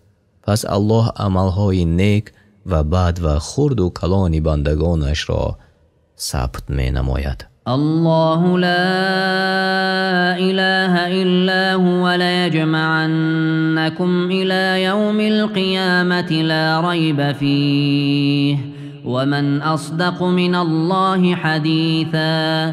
جز الله هیچ معبودی بر حق نیست. حتما شما را در روزی که هیچ شک در آن نیست جمع می آورد. و چی کسی از الله راستگوی تر است؟ فما لكم في المنافقين فئتين والله أركسهم بما كسبوا أتريدون أن تهدوا من أضل الله ومن يضلل الله فلن تجد له سبيلا. شما یعنی ای مؤمنان چرا درباره منافقان دو گروه شده اید که برای شما شایسته نیست در مورد آنها دچار اشتباه شوید و شک کنید، حال آنکه الله آنها را به سبب کردار بدشان و به سبب آنچه انجام دادند سرنگون ساخته است. آیا می خواهید کسی را هدایت کنید که الله او را گمراه کرده است؟ و هر کس را که الله از دینش گمراه سازد برای او راه هدایت نخواهی یافت. ودوا لو تكفرون كما كفروا فتكونون سواء فلا تتخذوا منهم أولياء حتى يهاجروا في سبيل الله فإن تولوا فخذوهم واقتلوهم حيث وجدتموهم ولا تتخذوا منهم وليا ولا نصيرا. منافقان دوست دارند که شما مانند آنها کافر شوید. اگر شما حقیقت آنچه را که دلهایتان تصدیق نموده بود انکار کنید مثل آن که دلهای آنها انکار کرده اند آنگاه شما و آنها برابر می شوید. پس از آنها برای خود دوستان نگیرید مگر که در راه الله هجرت کنند و این دلیل بر صدق ایمان آنها است. پس اگر روی گردانیدند آنها را بگیرید و هر کجا که یافتید بکشید و از آنها دوست و یاری دهنده نگیرید. إلا الذين يصلون إلى قوم بينكم وبينهم ميثاق أو جاءوكم حصرت صدورهم أن يقاتلوكم أو يقاتلوا قومهم ولو شاء الله لسلطهم عليكم فلقاتلوكم فإن اعتزلوكم فلم يقاتلوكم وألقوا إليكم السلم فما جعل الله لكم عليهم سبيلا. مگر کسانی که با گروه پیوند پیدا می کنند که میان شما و آنان پیمان است پس با آنها نجنگید و این چنین کسانی که نزد شما می آیند در حالی که نمی خواهند با شما بجنگند و نمی خواهند با قومشان بجنگند پس آنها نه همراه شمایند و نه همراه قومشان پس با آنها نجنگید و اگر الله میخواست آنها را بر شما حکمران و پیروز میکردند و آنان همراه دشمنان شما یعنی مشرکان با شما میجنگیدند ولیکن الله با فضل و قدرتش آنها را از شما نگه داشت. بنابراین اگر از شما کناره‌گیری کردند و با شما نجنگیدند و پیشنهاد صلح کردند الله برای شما هیچ راه بر ضد آنها نگشاده است. ستجدون آخرین یریدون ان یأمنوکم و یأمنوا قومهم كلما ردوا إلى الفتنة أركسوا فيها فإن لم يعتزلوكم ويلقوا إليكم السلم ويكفوا أيديهم فخذوهم واقتلوهم حيث ثقفتموهم وأولئكم جعلنا لكم عليهم سلطانا مبينا. گروه دیگری را از منافقان خواهید یافت که می‌خواهند که از جانب شما در امان باشند پس برایتان ایمان را ظاهر می‌کنند و می‌خواهند که از جانب قومشان در امان باشند پس برایشان کفر را ظاهر می‌کنند. هرگاه به سوی کفر و اهل آن خوانده شوند در آن فرو می روند، یعنی همیشه بر کفر و نفاق خود باقی هستند. پس اگر از شما کنارگیری نکردند و به شما پیشنهاد صلح ننمودند و از جنگ با شما دست برداشتند، آنها را اسیر بگیرید و هر کجا آنان را یافتید بکشید. آنان کسانی هستند که ما دلیل آشکار بر قتل و اسیر گرفتن آنها به شما داده ایم. وما كان لمؤمن أن يقتل مؤمنا إلا خطأ ومن قتل مؤمنا خطأ فتحرير رقبة مؤمنة ودية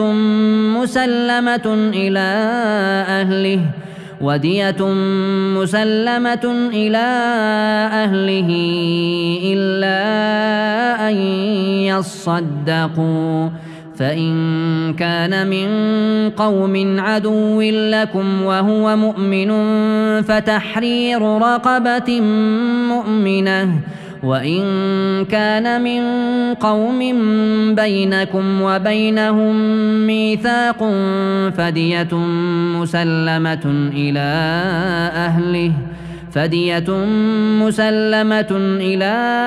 أهله وتحرير رقبة مؤمنة فمن لم يجد فصيام شهرين متتابعين توبة من الله وكان الله عليما حكيما.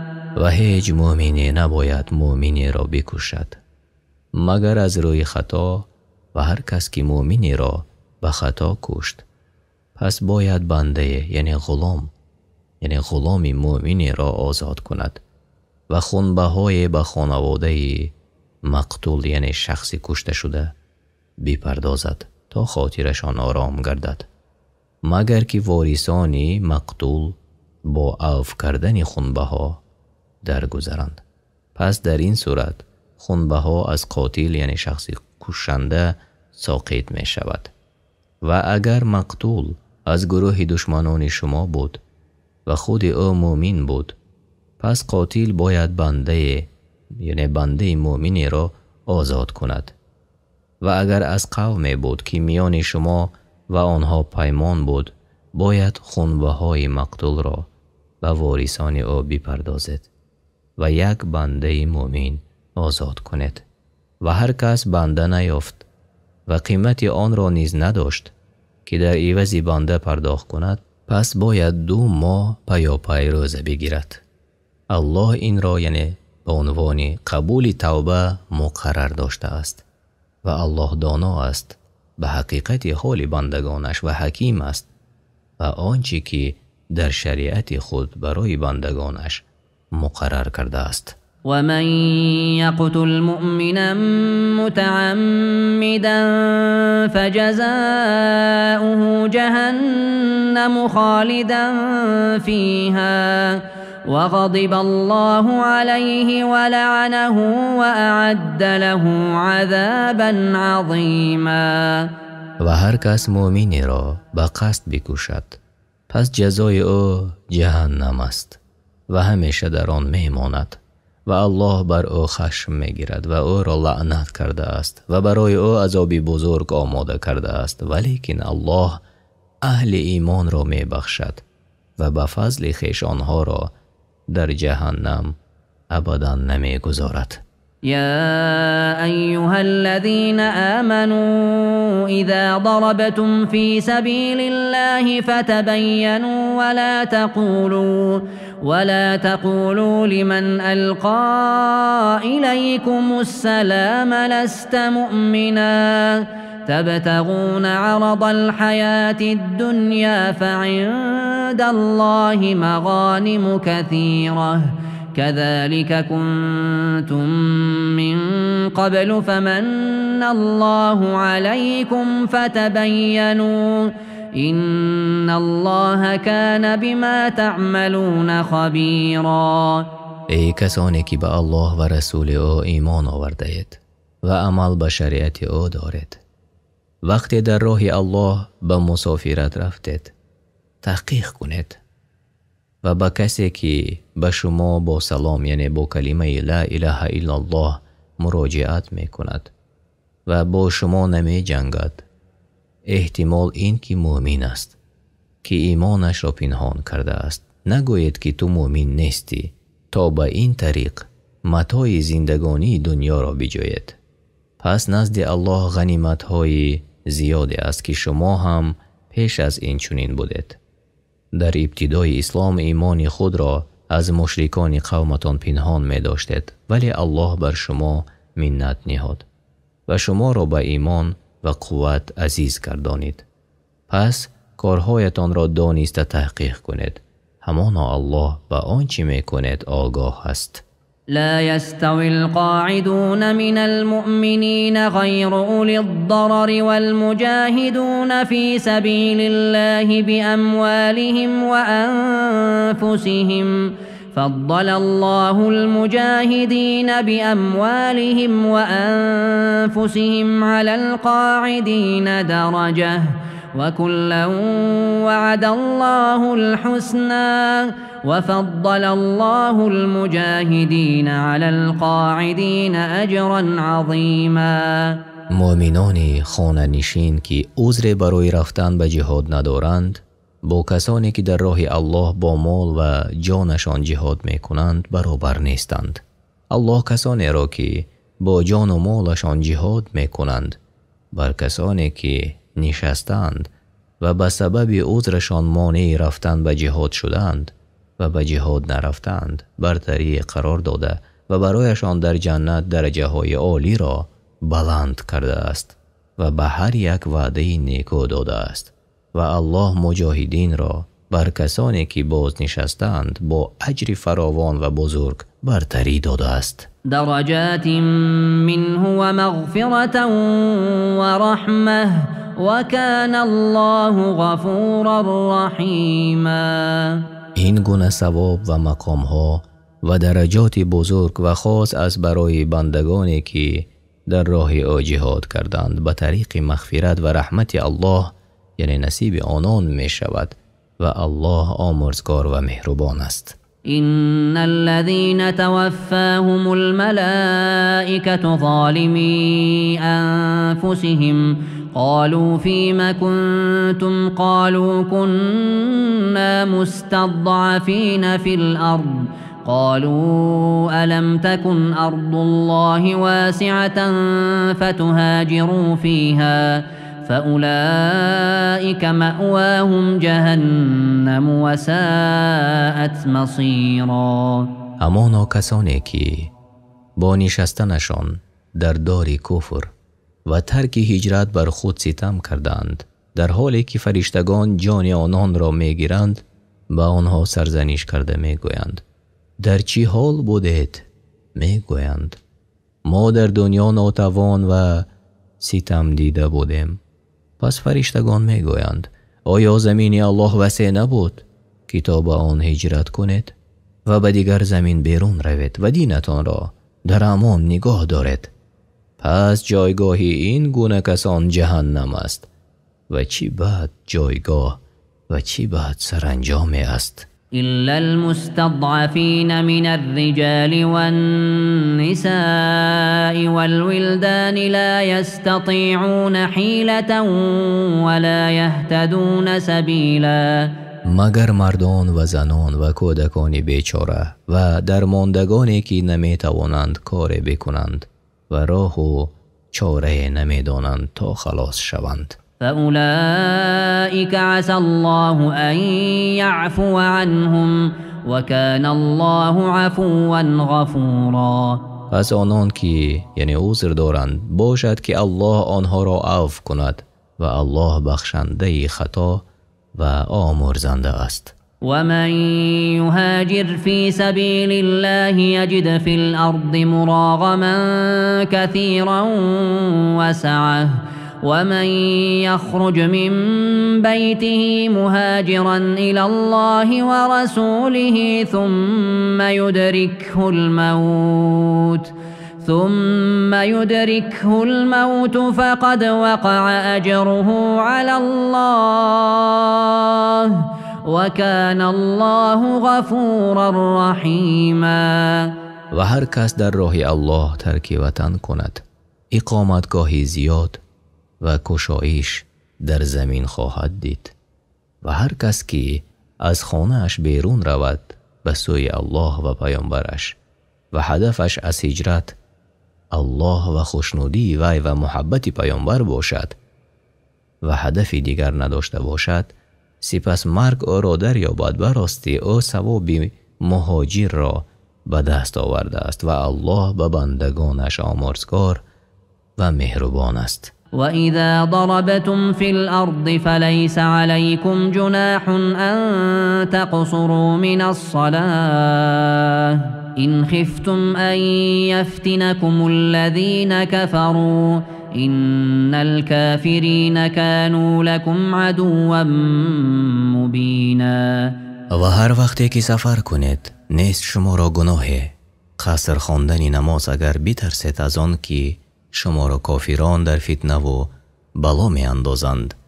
همانا کافران دشمنان آشکارا برای شمایند، پس از آنان حذر کنید. و اذا كنت فيهم فاقمت لهم الصلاة فلتقم طائفة منهم معك وليأخذوا أسلحتهم فإذا سجدوا فليكونوا من ورائكم ولتأت طائفة أخرى لم يصلوا فليصلوا معك وليأخذوا حذرهم وأسلحتهم ود الذين كفروا لو تغفلون عن أسلحتكم وأمتعتكم فيميلون عليكم ميلة واحدة ولا جناح عليكم إن كان بكم أذى من مطر أو كنتم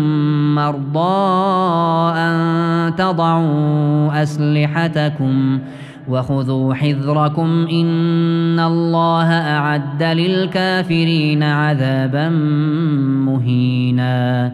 و چون وقتی خوف در بین مؤمنان باشی، پس ای محمد صلی الله علیه و سلم بگذاری برایشان نماز را. گروهی از آنان باید به تو اقتدا کنند و با خود سلاح را بگیرند و چون به سجده روند، یعنی در یک رکعت خوانند، پس گروهی دیگر مقابل دشمن بیستند و گروهی دیگر که در برابر دشمنان ایستاده بودند و نماز نخواندند بیایند و با تو نماز بخوانند. باید که با خود زره و سپر و سلاح خود را بگیرند. کافران دوست دارند تا شما از اسلحه و متاعهایتان غافل شوید و آنگاه یک بار بر شما حمله کنند و گناه نیست بر شما اگر باشد شما را رنج از باران یا بیمار باشد تا اسلحه خود را بر زمین بگذارید، اما باید احتیاط و آمادگی داشته باشد. همانا الله آماده کرده است برای کافران عذاب دردناک را.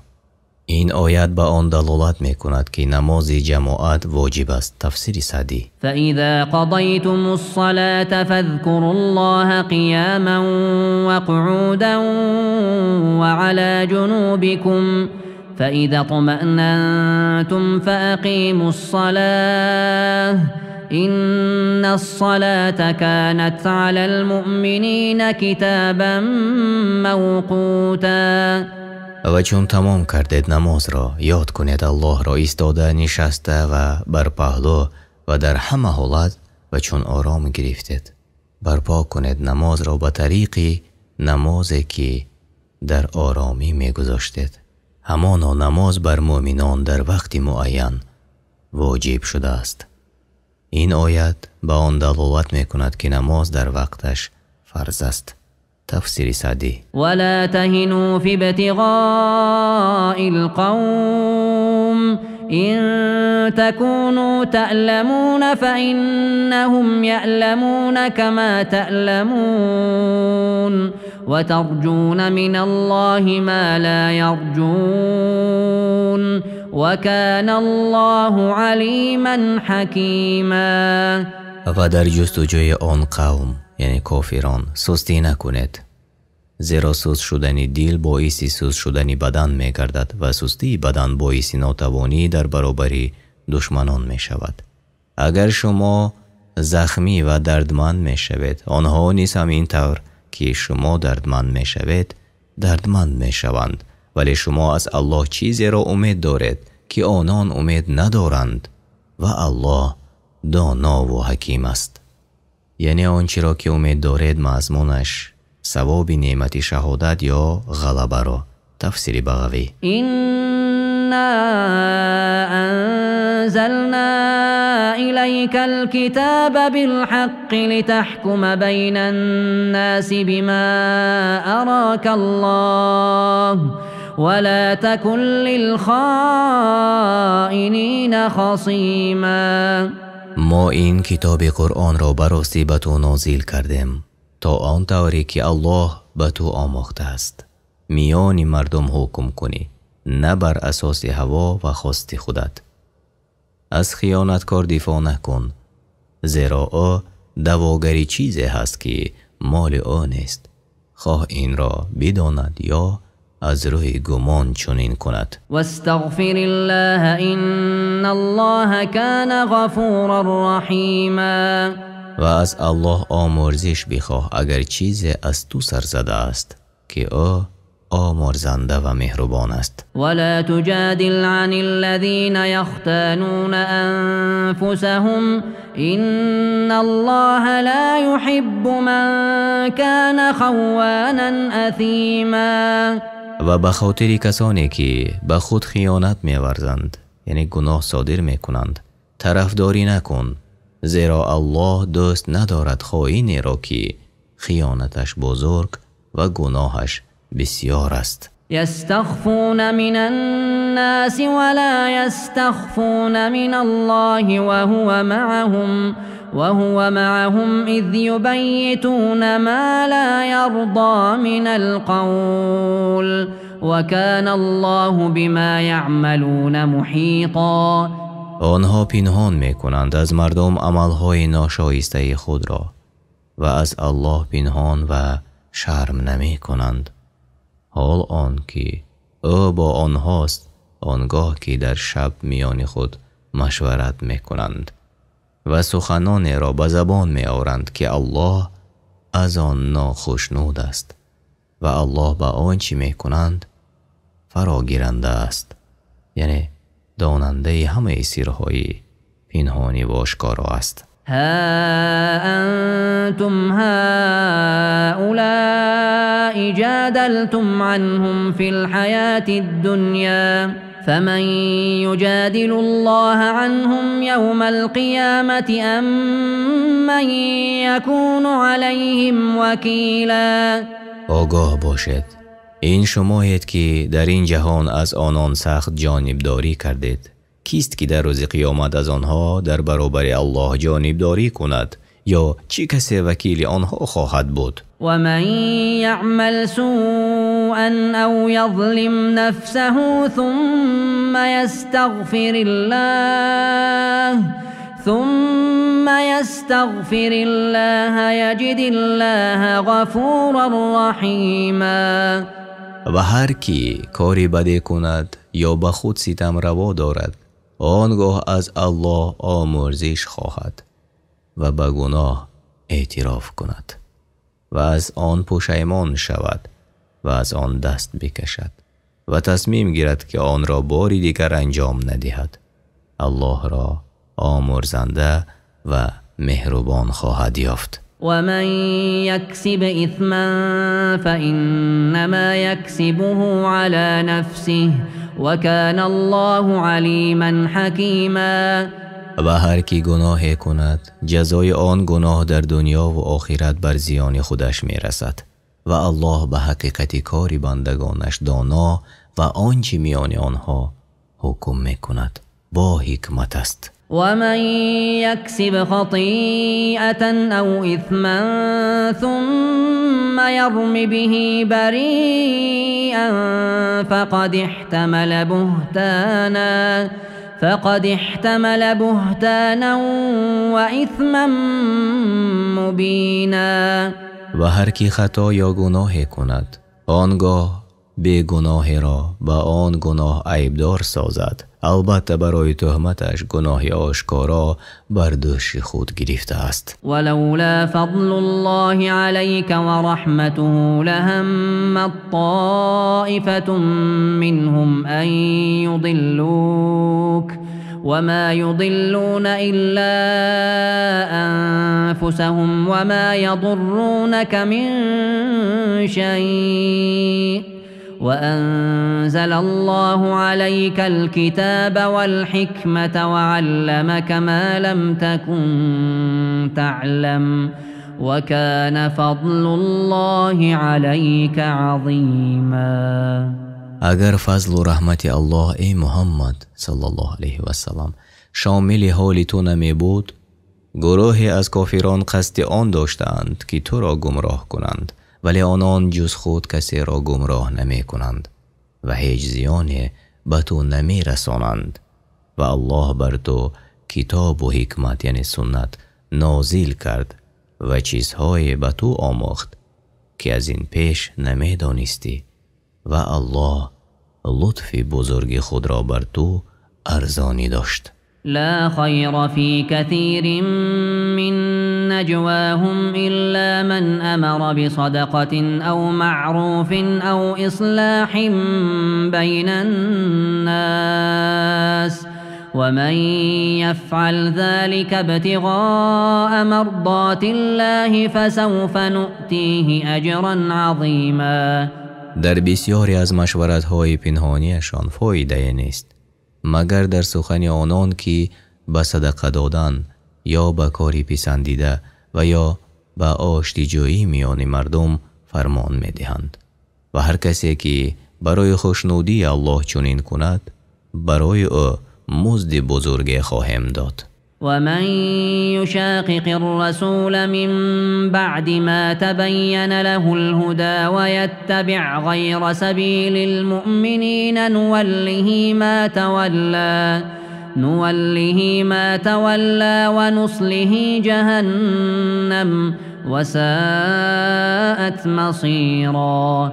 هر کی پس از آشکار شدن راه هدایت با پیامبر محمد صلی الله علیه و سلام مخالفت ورزد و پیروی راه مؤمنان نکند، گذارم او را به آن راهی که اختیار کرده است و او را به نیکی و خوشبختی توفیق ندهیم، بلکه به جهنم او را افکنیم و جهنم سرانجام بد است. إن الله لا يغفر أن يشرك به ويغفر ما دون ذلك لمن يشاء ومن يشرك بالله فقد ضل ضلالا بعيدا. الله کسی را که برای او شریک قرار دهد نمی آمرزد و بیامرزد غیر شرک را برای هر کی خواهد و هر کس که در عبادتش برای الله شریک قرار دهد سخت در گمراهی افتاده است. این یدعون من دونه الا اناثا و این یدعون الا شیطانا مریدا. نمی پرستند غیر الله مگر بت‌های را که نه فایده می رسانند و نه ضرر و به آنها نامهای دخترانه می گذاشتند، یعنی مثل لات، عزا، منات و غیره، و نمی پرستند غیر الله مگر شیطان سرکش را. لعنه الله وقال لأتخذن من عبادك نصيبا مفروضا. که الله او را لعنت کرده است، یعنی از رحمتش را محروم ساخت، و یعنی شیطان گفت از بندگانت، یعنی هم در گفتار و کردار نصیبه معین برمیگیرم. ولأضلنهم ولأمنينهم ولآمرنهم فليبتكن آذان الأنعام فليبتكن آذان الأنعام ولآمرنهم فليغيرن خلق الله ومن يتخذ الشيطان وليا من دون الله فقد خسر خسرانا مبینا. و البته آنها را از راه راست گمراه میکنم و آرزوهای باطل در دلشان میاندازم و به آنان فرمان میدهم تا گوشهای چار پایان را بشکافند و به آنان فرمان میدهم تا خلقت الله را دیگرگون سازند، یعنی در بدن خلق کنند، قاش چینند و غیره. و هر کس که به جای الله شیطان را دوست خود گیرد زیانی آشکار کرده است. یعدهم و یمنیهم و ما یعدهم الشیطان الا غرورا. شیطان به آنها وعده دروغ می دهد و به آرزوها فریب می دهد، یعنی عمر دراز است، دنیا را صاحب شو. و شیطان آنها را جز به فریب به دیگر چیز وعده ندهد. اولئک مأواهم جهنم ولا یجدون عنها محیصا. این گروه که اطاعت شیطان نمودند جایشان دوزخ است و در آنجا راهی گریز نخواهند یافت. والذین آمنوا وعملوا الصالحات سندخلهم جنات تجری من تحتها الانهار خالدین فیها ابدا وعد الله حقا ومن اصدق من الله قیلا. و کسانی را که ایمان آوردند و کارهای نیکو کردند به بهشت‌های در می آوریم که در زیر درختان آن جایها روان است و در آنجا جاویدانند. وعده الله راست است و وعده اش را خلاف نمی کند و چه کسی از او راست گویتر است؟ لیس بأمانیکم ولا امانی اهل الكتاب من یعمل سوءا یجز به ولا یجد له من دون الله ولیا ولا نصیرا. ای مسلمانان، این فضل بزرگ یعنی صلاح و نجات، این فضل بزرگ را به آرزوها صاحب شده نمی توانید و این نه موافق آرزوی شماست و نه موافق آرزوی اهل کتاب، بلکه به ایمان راست و عمل نیکی که رضای الله در آن است صاحب شده می توانید. و هر کس که مرتکب کاری بد شود جزایش را ببیند و بجز الله هیچ دوست و یاری دهنده نیابد. ومن يعمل من الصالحات من ذكر أو أنثى وهو مؤمن فأولئك يدخلون الجنة ولا يظلمون نقيرا. و هر کس که کاری شایسته کند، چی زن و چی مرد، اگر مؤمن باشد و بهشت می رود و به قدر آن نقطه خورده که بر پشت دانه خرماست و هیچ کسی ستم نمی شود. یعنی شرط قبول همه عملها ایمان است. تفسیر سعدی. ومن احسن دینا ممن اسلم وجهه لله وهو محسن واتبع ملت ابراهیم حنیفا واتخذ الله ابراهیم خلیلا. دینی چی کسی بهتر از دینی کسی است که به اخلاص روی به جانب الله کرد و نیکو کار بود و از دین حنیف ابراهیم پیروی کرد و الله ابراهیم را به دوستی خود برگزیدن گرفت. ولله ما فی السماوات و ما فی الارض و کان الله بكل شیء محیطا. از آن الله است هرچی در آسمان ها و زمین است و الله بر هر چیز احاطه دارد و چیز از کارهای بندگانش بر او پوشیده نمی ماند. و یستفتونک فی النساء قل الله یفتیکم فیهن وما يتلى عليكم في الكتاب في يتامى النساء اللاتي لا تؤتونهن ما كتب لهن وترغبون أن تنكحوهن والمستضعفين من الولدان وأن تقوموا لليتامى بالقسط وما تفعلوا من خير فإن الله كان به عليما.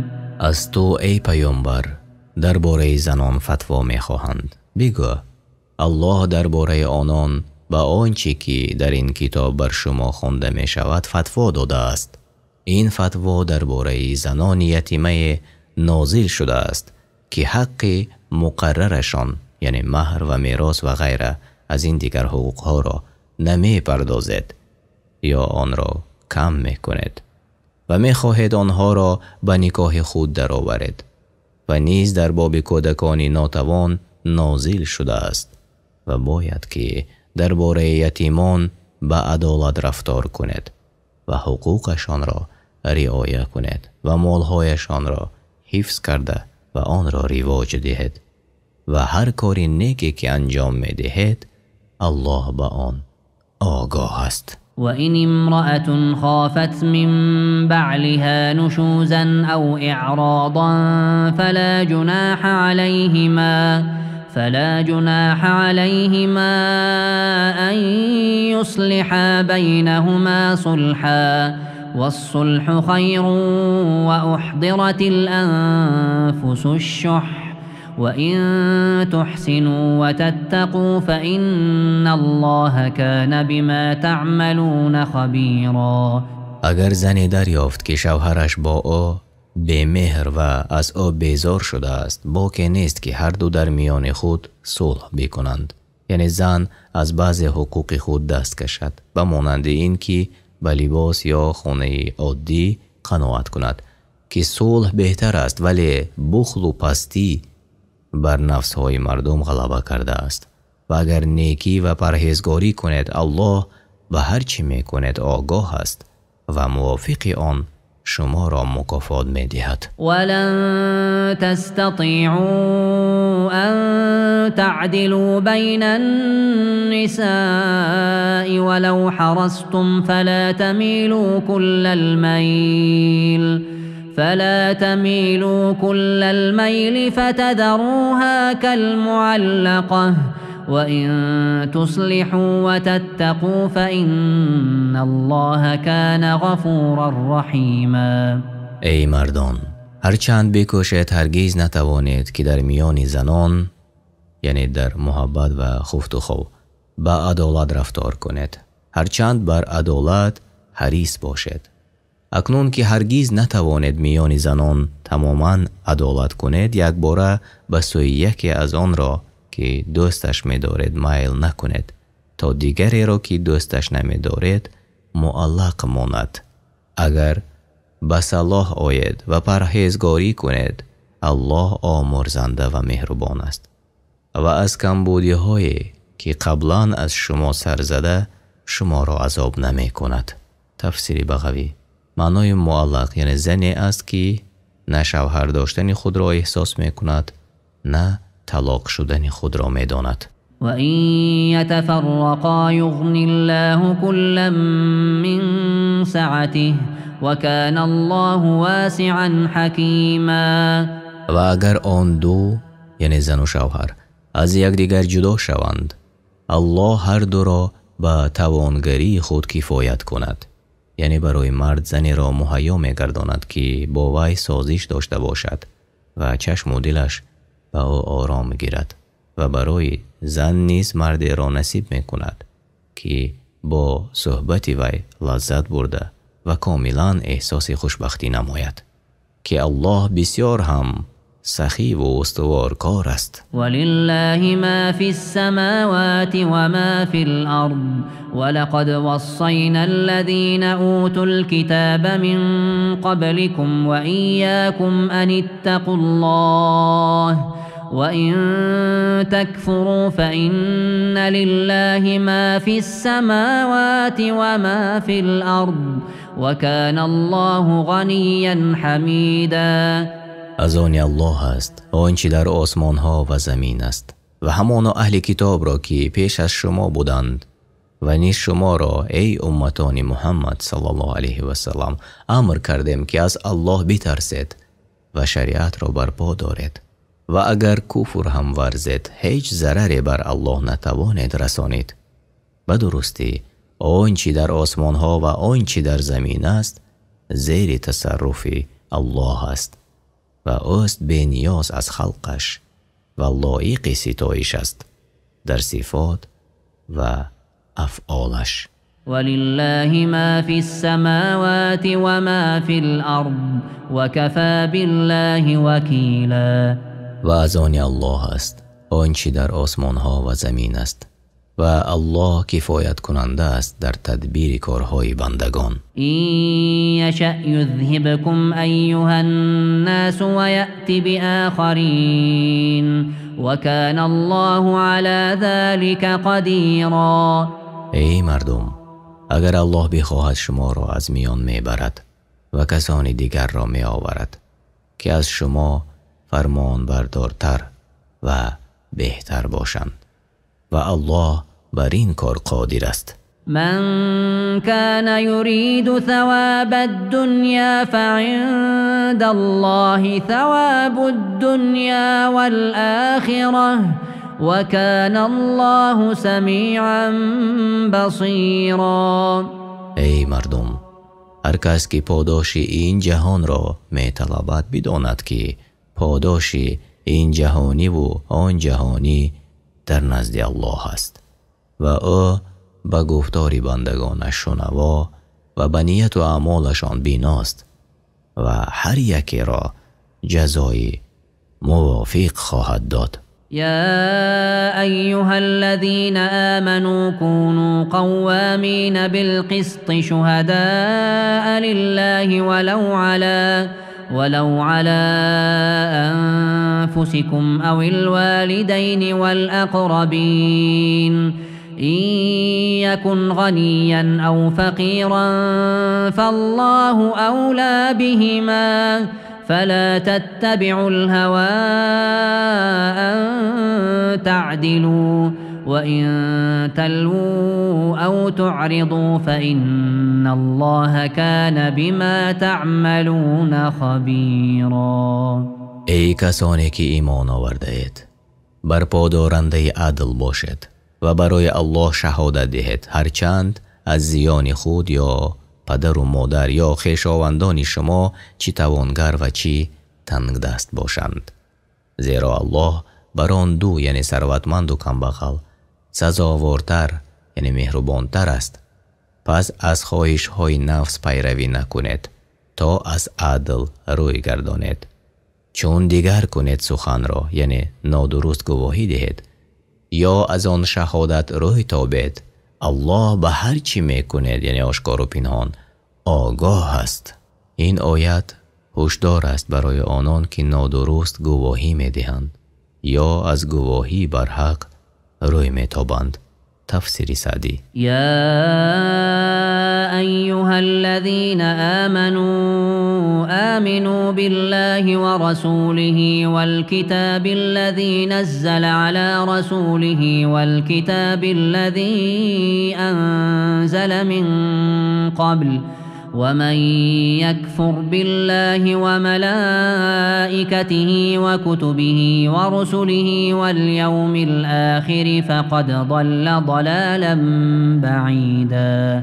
ای کسانی که ایمان آورده اید، ایمانی حقیقی بیاورید به الله و پیامبرش و به کتابی که یعنی قرآن بر پیامبرش نازل کرده شده است و به جمع کتاب‌های یعنی تورات، انجیل و زبور که پیش از آن نازل کرده است و هر کی به الله و فرشتگانش و کتابهایش و پیامبرانش و به روز قیامت کافر شود سخت در گمراهی افتاده است و از دین خارج شده است. إن الذين آمنوا ثم كفروا ثم آمنوا ثم كفروا ثم ازدادوا كفرا لم يكن الله ليغفر لهم ولا ليهديهم سبيلا. البته الله آنان را که ایمان آوردند یعنی منافقان را سپس کافر شدند و باز ایمان آوردند سپس کافر شدند و به کفر خویش افزودند و دوامت کردند نخواهد آمرزید و به راه راست هدایت نخواهد کرد. بشر المنافقین بأن لهم عذابا ألیما. منافقان را بشارت ده که عذاب دردآور برایشان آماده شده است. الذين يتخذون الكافرين أولياء من دون المؤمنين أيبتغون عندهم العزة فإن العزة لله جميعا. منافقان کسانی اند که به جای مؤمنان کافران را دوست میگیرند و آنان را برایشان یاور انتخاب میکنند و دوستی مؤمنان را ترک میکنند. آیا عزت و توانایی و کمک را نزد آنان یعنی کافران میجویند در حالی که عزت و کمک همش از آن الله است؟ کسی را که خواهد عزیز می‌دارد و کسی را که خواهد خوار می‌گرداند. وقد نزل عليكم في الكتاب أن إذا سمعتم آيات الله يكفر بها ويستهزأ بها فلا تقعدوا معهم حتى يخوضوا في حديث غيره إنكم إذا مثلهم إن الله جامع المنافقين والكافرين في جهنم جميعا. البته الله در کتاب قرآن بر شما نازل کرده که چون بشنوید که آیاتهای الله این کار کرده می شود یا آیات وی به تمسخر گرفته می شود پس ننشینید با آنان یعنی با منکران و تمسخر کنندگان تا آن که به سخنان دیگری بپردازند. همانا شما اگر بنشینید و گوش دهید پس مانند آن کافران باشید. یعنی زیرا راضی شدن در گناه و آن را تغییر ندادن مثل گناه کردن است. همانا الله یک جا سازد منافقان و کافران را در دوزخ. الذين يتربصون بكم فإن كان لكم فتح من الله قالوا ألم نكن معكم وإن كان للكافرين نصيب قالوا ألم نستحوذ عليكم ونمنعكم من المؤمنين فالله يحكم بينكم يوم القيامة ولن يجعل الله للكافرين على المؤمنين سبيلا. آن منافقانی که همیشه انتظاری چگونگی احوال شما هستند پس اگر از جانب الله پیروزی نصیبتان شود میگویند مگر ما همراه شما نبودیم یعنی تا از پول و مال غنیمت بهره‌مند شوند و اگر پیروزی نصیب کافران شود میگویند آیا نچنان بود که به شما یاری رسانیده بودیم و مؤمنان را از آسیب رسانیدن به شما باز داشتیم؟ در روز قیامت الله میان شما حکم میکند و او هرگز برای کافران به زیان مسلمانان راه نگشاده است یعنی هرگز کافران را بر مسلمانان پیروز نخواهد کرد. إن المنافقين يخادعون الله وهو خادعهم وإذا قاموا إلى الصلاة قاموا كسالى يراءون الناس ولا يذكرون الله إلا قليلا. منافقان الله را به گمان خودشان فریب دادن می‌خواهند و حال آن که الله آنها را موافق فریب و مکرشان جزا می‌دهد و چون به نماز برخیزند به ناچاری برخیزند، یعنی تنبلی و سستی آنان بدان خاطر است که دلهایشان به نماز علاقه ندارد و برای خود نمایی یعنی ریا نماز بخوانند و در نماز جز اندک الله را یاد نکنند. مذبذبین بین ذلك لا اله هؤلاء ولا اله هؤلاء ومن يضلل الله فلن تجد له سبیلا. متردد یعنی دودیله و حیرانند، نه با مؤمنانند و نه با کافرانند. باطنانشان را به کافران دادند و ظاهرانشان را به مؤمنان و این بزرگترین حد گمراهی است. آن که الله گمراهش کند هیچ راهی برای او نخواهی یافت. يا أيها الذين آمنوا لا تتخذوا الكافرين أولياء من دون المؤمنين أتريدون أن تجعلوا لله عليكم سلطانا مبينا. ای کسانی که ایمان آورده اید، به جای مؤمنان کافران را دوست نگیرید. آیا کار میکنید که برای الله به زیان خود حجت آشکار پدید آورید؟ یعنی و این آیت بیان کننده آن است که الله هیچ کسی را پیش از این که حجت و دلیل بر او آماده شود عذاب نمیدهد. ان المنافقین فی الدرک الاسفل من النار ولن تجد لهم نصیرا. البته منافقان در پسترین طبقات آتش هستند و هرگز برایشان یاری دهنده نیابی که آنان را از آتش دوزخ برهاند. الا الذين تابوا واصلحوا واعتصموا بالله واخلصوا دينهم لله فاولئك مع المؤمنين وسوف يؤتي الله المؤمنین اجرا عظیما. مگر آنان که توبه کردند و خود را اصلاح کردند و به دین الله چنگ زدند و برای الله از روی اخلاص به دین گرویدند، اینها در گروه مؤمنانند و الله به مؤمنان ثواب بزرگ خواهد داد. ما يفعل الله بعذابكم إن شكرتم وآمنتم وكان الله شاكرا عليما. چرا الله شما را عذاب کند، یعنی ای منافقان، اگر سپاسگزاری نعمتهایش باشد و ایمان آورید و از ریا دور شوید، زیرا در عذاب کردن شما برای الله یگان فایده یا ضرر نیست، در حالی که الله به طاعت بندگانش قدرشناس و به همه چیز داناست. تفسیر طبری. لا يحب الله الجهر بالسوء من القول الا من ظلم وكان الله سميعا عليما.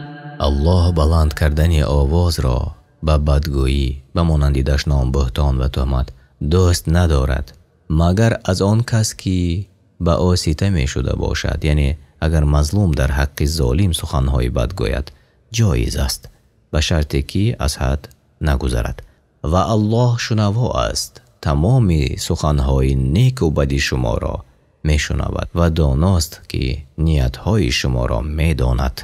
إن تبدوا خيرا أو تخفوه أو تعفو عن سوء فإن الله كان عفوا قديرا. ای مؤمنان، اگر کاری نیک را یعنی صدقه یا سخنهای خوب آشکارا یا پنهانی انجام دهید یا از کسی که نسبت به جسم و جان یا اموالتان و آبرویتان بدی روا داشته است چشم بپوشید و او را ببخشید، همانا الله در روز قیامت می بخشد گناهان شما را و او به همه کار تواناست.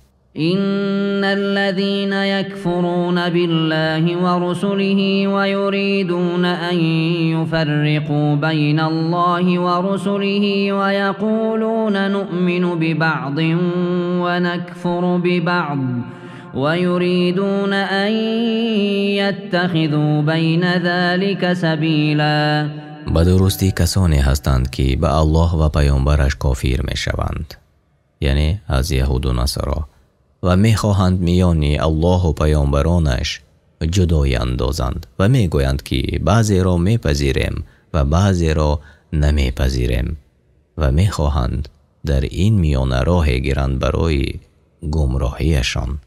معنای بعضی را می پذیریم و بعضی را نمی پذیریم یعنی که یهودیان به همه پیامبران ایمان آوردند مگر به عیسی علیه السلام و محمد صلی الله علیه و سلم، و نصارا باشد به همه پیامبران ایمان آوردند مگر به پیامبر آخر زمان محمد صلی الله علیه و سلم. أولئك هم الكافرون حقا وأعتدنا للكافرین عذابا مهینا. اینها در حقیقت کافرانند و ما برای کافران عذاب خار کننده آماده ساخته ایم، همون طور که آنها از ایمان آوردن به الله روی گردانیدند، تکبر ورزیدند. والذین آمنوا بالله ورسله ولم يفرقوا بين أحد منهم أولئك سوف يؤتيهم أجورهم وكان الله غفورا رحیما.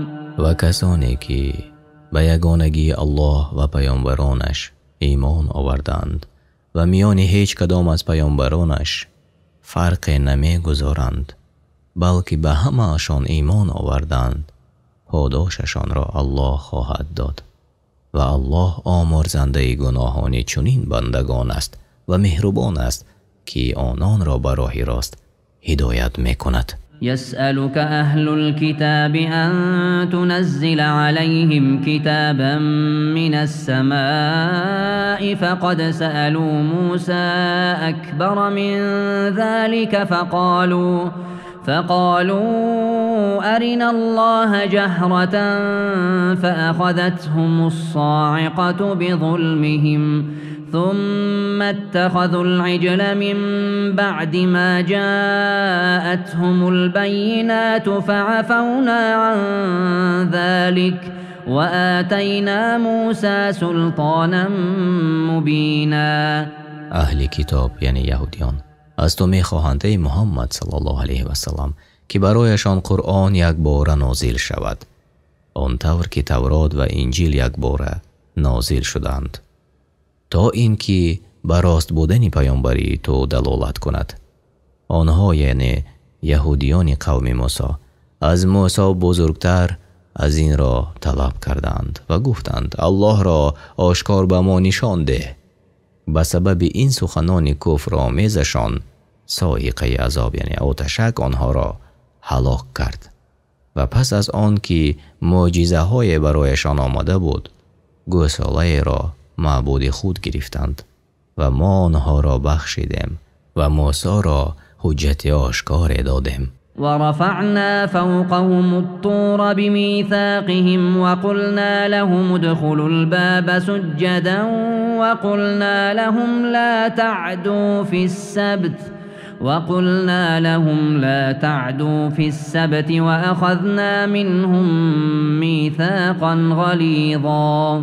و به خاطر پیمانی که با آنها بسته بودیم کوه طور را بر بالای سرشان برداشتیم و گفتیم سجده کنان یعنی سرهایتان را فرو انداخته از آن در بیت المقدس داخل شوید و در روز شنبه از حد نگذرید یعنی ماهی ندارید و از آنها پیمانی سخت گرفتیم ولی پیمان را شکستند. فبما نقضهم ميثاقهم وكفرهم بآيات الله وقتلهم الأنبياء بغير حق وقولهم قلوبنا غلف بل طبع الله عليها بكفرهم فلا يؤمنون إلا قلیلا. پس با سبب پیمان شکستنشان و کافر شدنشان به آیات الله و به ناحق کشتن پیامبران و این که گفتند دلهای ما بسته است و بالایش پرده است، الله بر دلهایشان مهر نهاده است و جز کمی از آنان ایمان نمی آورند. و بکفرهم و قولهم علی مریم بهتانا عظیما. و نیز به سبب کفرشان و آن تهمت بزرگ که به مریم زدند، یعنی او را به زناکاری تهمت کردند، حال آن که او پاک دامن بود. و قولهم انا قتلنا المسیح عیسی ابن مریم رسول الله وما قتلوه وما صلبوه ولكن شبه لهم وإن الذين اختلفوا فيه لفي شك منه ما لهم به من علم إلا اتباع الظن وما قتلوه یقینا. و نیز با آن سبب که گفتند ما مسیح یعنی عیسی علیه السلام پسر مریم پیامبر الله را کشتیم و حال آن که آنان مسیح را نکشتند و بردار نآویختند، بلکه این امر برایشان مانند شد، یعنی آنان شخصی را به مانند عیسی کشتند، همانا که درباره او اختلاف میکردند، یعنی یهود و نصارا خود در شک و شبهه بودند و به آن باوری نداشتند، تنها پیروی گمان خود بودند و عیسی را در واقع نکشتند. بل رفعه الله الیه و کان الله عزیزا حکیما. بلکه الله او را یعنی عیسی را با بدنش و روحش به نزد خود بالا برد که الله پیروزمند است در ملکش و صاحب تدبیر است در حکمهایش. و این من اهل الكتاب الا لیؤمنن به قبل موته و یوم القیامة یکون علیهم شهیدا. و هیچ یک از اهل کتاب نیست مگر که پیش از مرگ عیسی علیه السلام به او ایمان آورد و عیسی در روز قیامت به ایمانشان گواهی خواهد داد. آیا ایمانشان موافق شریعت بود یا نه؟ تفسیر سعدی. فبظلم من الذين هادوا حرمنا عليهم طيبات أحلت لهم وبصدهم عن سبيل الله كثيرا. پس به سبب ظلم و ستمی که از جانب یهودی ها سر زد، حرام گردانیدیم برایشان چیزهای پاکیزه را که پیش از آن برایشان حلال بود و نیز به سبب منع کردنشان مردمان بسیار را از راه الله. و اخذهم الربا وقد نهوا عنه و اکلهم اموال الناس بالباطل و اعتدنا للكافرین منهم عذابا الیما.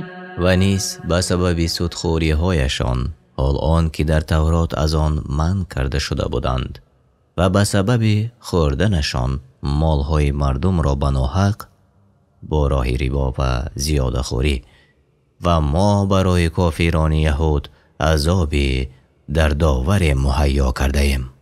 لكن الراسخون في العلم منهم والمؤمنون يؤمنون بما أنزل إليك وما أنزل من قبلك والمقيمين الصلاة والمؤتون الزكاة والمؤمنون بالله واليوم الآخر اولئک سنؤتیهم اجرا عظیما. ولی آنانی که ثابت قدمند در علم از اهل کتاب و آن مؤمنان را که به آنچه بر تو قرآن و آنچه پیش از تو نازل شده به تورات و انجیل ایمان دارند و نماز را در وقتش می گذارند و زکات مالهایشان را می دهند و باوری دارند به الله و روز قیامت، اجری بزرگی خواهیم داد. إنا أوحينا إليك كما أوحينا إلى نوح والنبيين من بعده وأوحينا إلى إبراهيم وإسماعيل وإسحاق ويعقوب والأسباط وعيسى وأيوب ويونس وهارون وسليمان وآتينا داود زبورا. ما به تو ای محمد صلی الله علیه و سلم وحی فرستادیم همچنان که به نوح و پیامبران بعد از او وحی فرستادیم و به ابراهیم و اسماعیل و اسحاق و یعقوب و نبیرگان یعقوب و عیسی و ایوب و یونس و هارون و سلیمان علیهم السلام وحی فرستادیم و به داوود زبور را دادیم. و رسلا قد قصصناهم عليك من قبل و رسلا لم نقصصهم عليك وكلم الله موسى تکلیما. و پیامبرانی که پیش از تو این قصه هایشان را برای تو گفته ایم در قرآن و آن که قصه هایشان را برای تو نگفته ایم و الله با موسی علیه السلام سخن گفت، سخن گفتن بی واسطه. رسلا مبشرین و منذرین لئلا یکون للناس علی الله حجة بعد الرسل وكان الله عزیزا حکیما.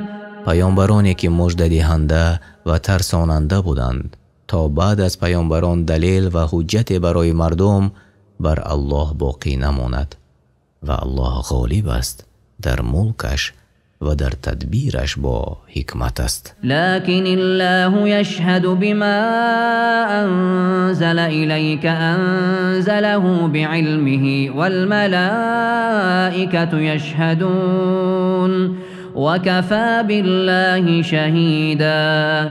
ولی الله با آنچه بر تو نازل کرده است یعنی قرآن را شهادت می دهد که آن را به علم خود نازل کرده است و فرشتگان نیز شهادت می دهند یعنی به حق بودن قرآن و کافی است که الله گواه باشد. إن الذين كفروا وصدوا عن سبيل الله قد ضلوا ضلالا بعيدا.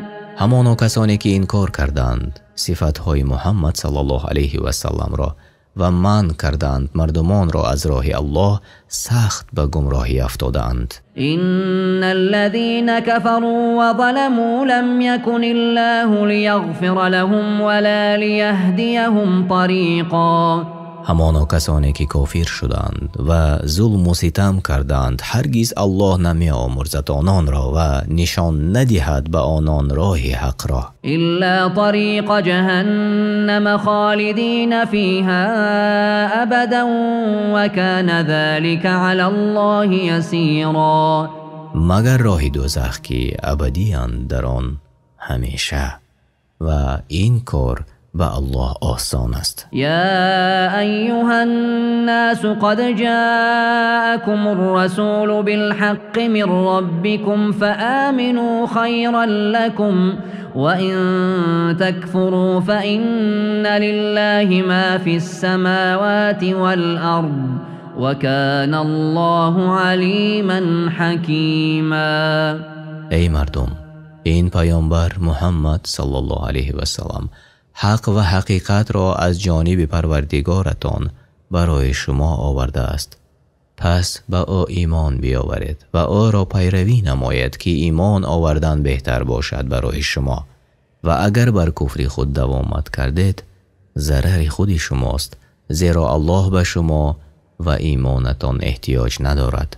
همانا آنچه در آسمان ها و زمین است از آن الله است و او دانا است به گفتار و کردار شما و میداند چه کسی سزاوار هدایت یا گمراهی است. یا اهل الكتاب لا تغلوا في دينكم ولا تقولوا على الله إلا الحق إنما المسيح عيسى ابن مريم رسول الله وكلمته ألقاها إلى مريم وروح منه فآمنوا بالله ورسله ولا تقولوا ثلاثة انتهوا خيرا لكم إنما الله إله واحد سبحانه أن يكون له ولد له ما في السماوات وما في الأرض وكفى بالله وكيلا. ای اهل کتاب، در دین خود از حد نگذرید و درباره الله جز حق چیز دیگری نگوید و به الله همسر و فرزند قرار ندهید.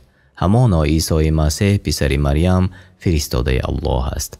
الله او را به حق فرستاد و او را به همان کلمه خلق نمود که آن را با واسطه جبرائیل به سوی مریم فرستاد و آن عبارت بود از فرموده خودش کن، یعنی بشو، پس شد و روح است که الله آفریده است. پس به الله و پیامبرش ایمان بیاورید و نگویید الله سه‌گانه است. باز ایستید از گفتن این سخن که برای شما بهتر است. همانا الله فقط معبود یگانه است، پاک است از این که فرزنده داشته باشد.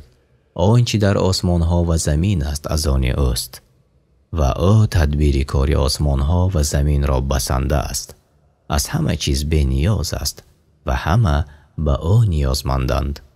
پس چگونه او دارای فرزنده است؟ لن يستنكف المسيح أن يكون عبدا لله ولا الملائكة المقربون ومن يستنكف عن عبادته ويستكبر فسيحشرهم إليه جميعا.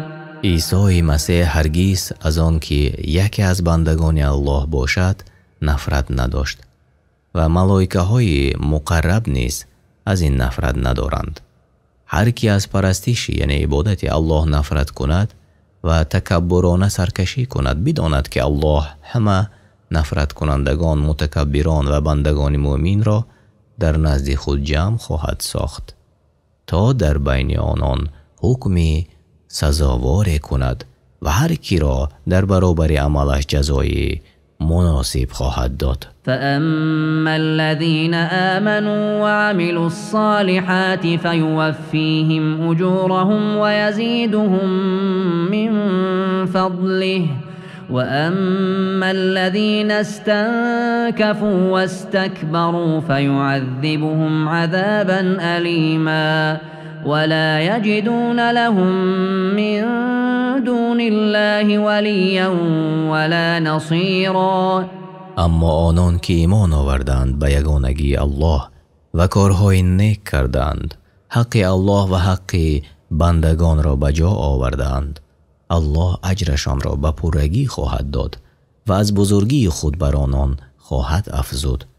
اما کسانی را که ابا و سرکشی کرده اند به عذاب دردآور عذاب خواهد کرد و برای خود جز معبودی بر حق هیچ دوست نمیابند که آنان را از عذاب الله برهاند و هیچ یاری دهنده هم نمیابند که از آنان طرفداری کند. یا ایها الناس قد جاءكم برهان من ربكم وأنزلنا إليكم نورا مبینا. ای مردم، در حقیقت برای شما از جانب پروردگارتان حجت آمد و برای شما نوری آشکار نازل کرده ایم که آن نور قرآنی بزرگ است که علوم گذشتگان و آیندگان را در بر دارد. پس مردم اگر در زیر انوار قرآن راهشان را نیابند در تاریکی و بدبختی بزرگ غوطه خواهند زد. فاما الذين آمنوا بالله واعتصموا به فسيدخلهم في رحمة منه وفضل ويهديهم إليه صراطا مستقيما. اما آنان را که به یگانگی و تمام صفتهای الله ایمان آوردند و به او اعتماد و توسل جستند به آستان فضل و رحمت خیش می درآورد، یعنی به سوی نیکی ها موفق می گرداند و از بدی ها باز می دارد و به راه راست، یعنی علم و عمل و دانستن حق هدایت می کند. تفسیر سعدی. يستفتونك قل الله يفتيكم في الكلالة إن امرؤ هلك ليس له ولد وله أخت فلها نصف ما ترك وهو يرثها إن لم يكن لها ولد فإن كانت اثنتين فلهما الثلثان مما ترك وإن كانوا إخوة رجالا ونساء فللذكر مثل حظ الأنثيين يبين الله لكم أن تضلوا والله بكل شيء عليم. از تو ای محمد صلی الله علیه و سلم فتوا میخواهند، بگوی که الله درباره کلاله برایتان فتوا میدهد. هرگاه مردی که فرزند یا پدر نداشته باشد بمیرد و او را خواهری همتنی یا خواهری از پدر داشته باشد، به آن خواهر نصف میراث او میرسد. اگر خواهر بمیرد و آن خواهر را نیز فرزند یا پدر نباشد، برادری همتنی یا برادری که از پدر می باشد از او میراث می برد. اگر از شخصی متوفا خواهران 2 کس یا بیشتر باقی بمانند، از آن 2 حصه دارایی را میراث می برند. و اگر یک چند برادر و خواهر بودند، هر مرد برابری 2 زن حق می گیرد. الله برای شما تقسیم میراث و حکم کلاله را بیان می کند تا گمراه نشوید و او الله داننده تمام کارهای گذشته و آینده است. معنای کلاله یعنی کسی که مرده است و پدر و فرزند ندارد. شما ترجمه معنای سوره نیسا یعنی زنها را شنیدید. در مدینه نازل شده است و از 176 آیت عبارت است. قرآن کریم و ترجمه معنای آن در روش تفسیر میسر به زبان تاجیکی. اگر ترجمان و یا ما در کجای به خطا راه داده باشیم، طلب دعا میکنیم که الله تعالی ما را بیامرزد.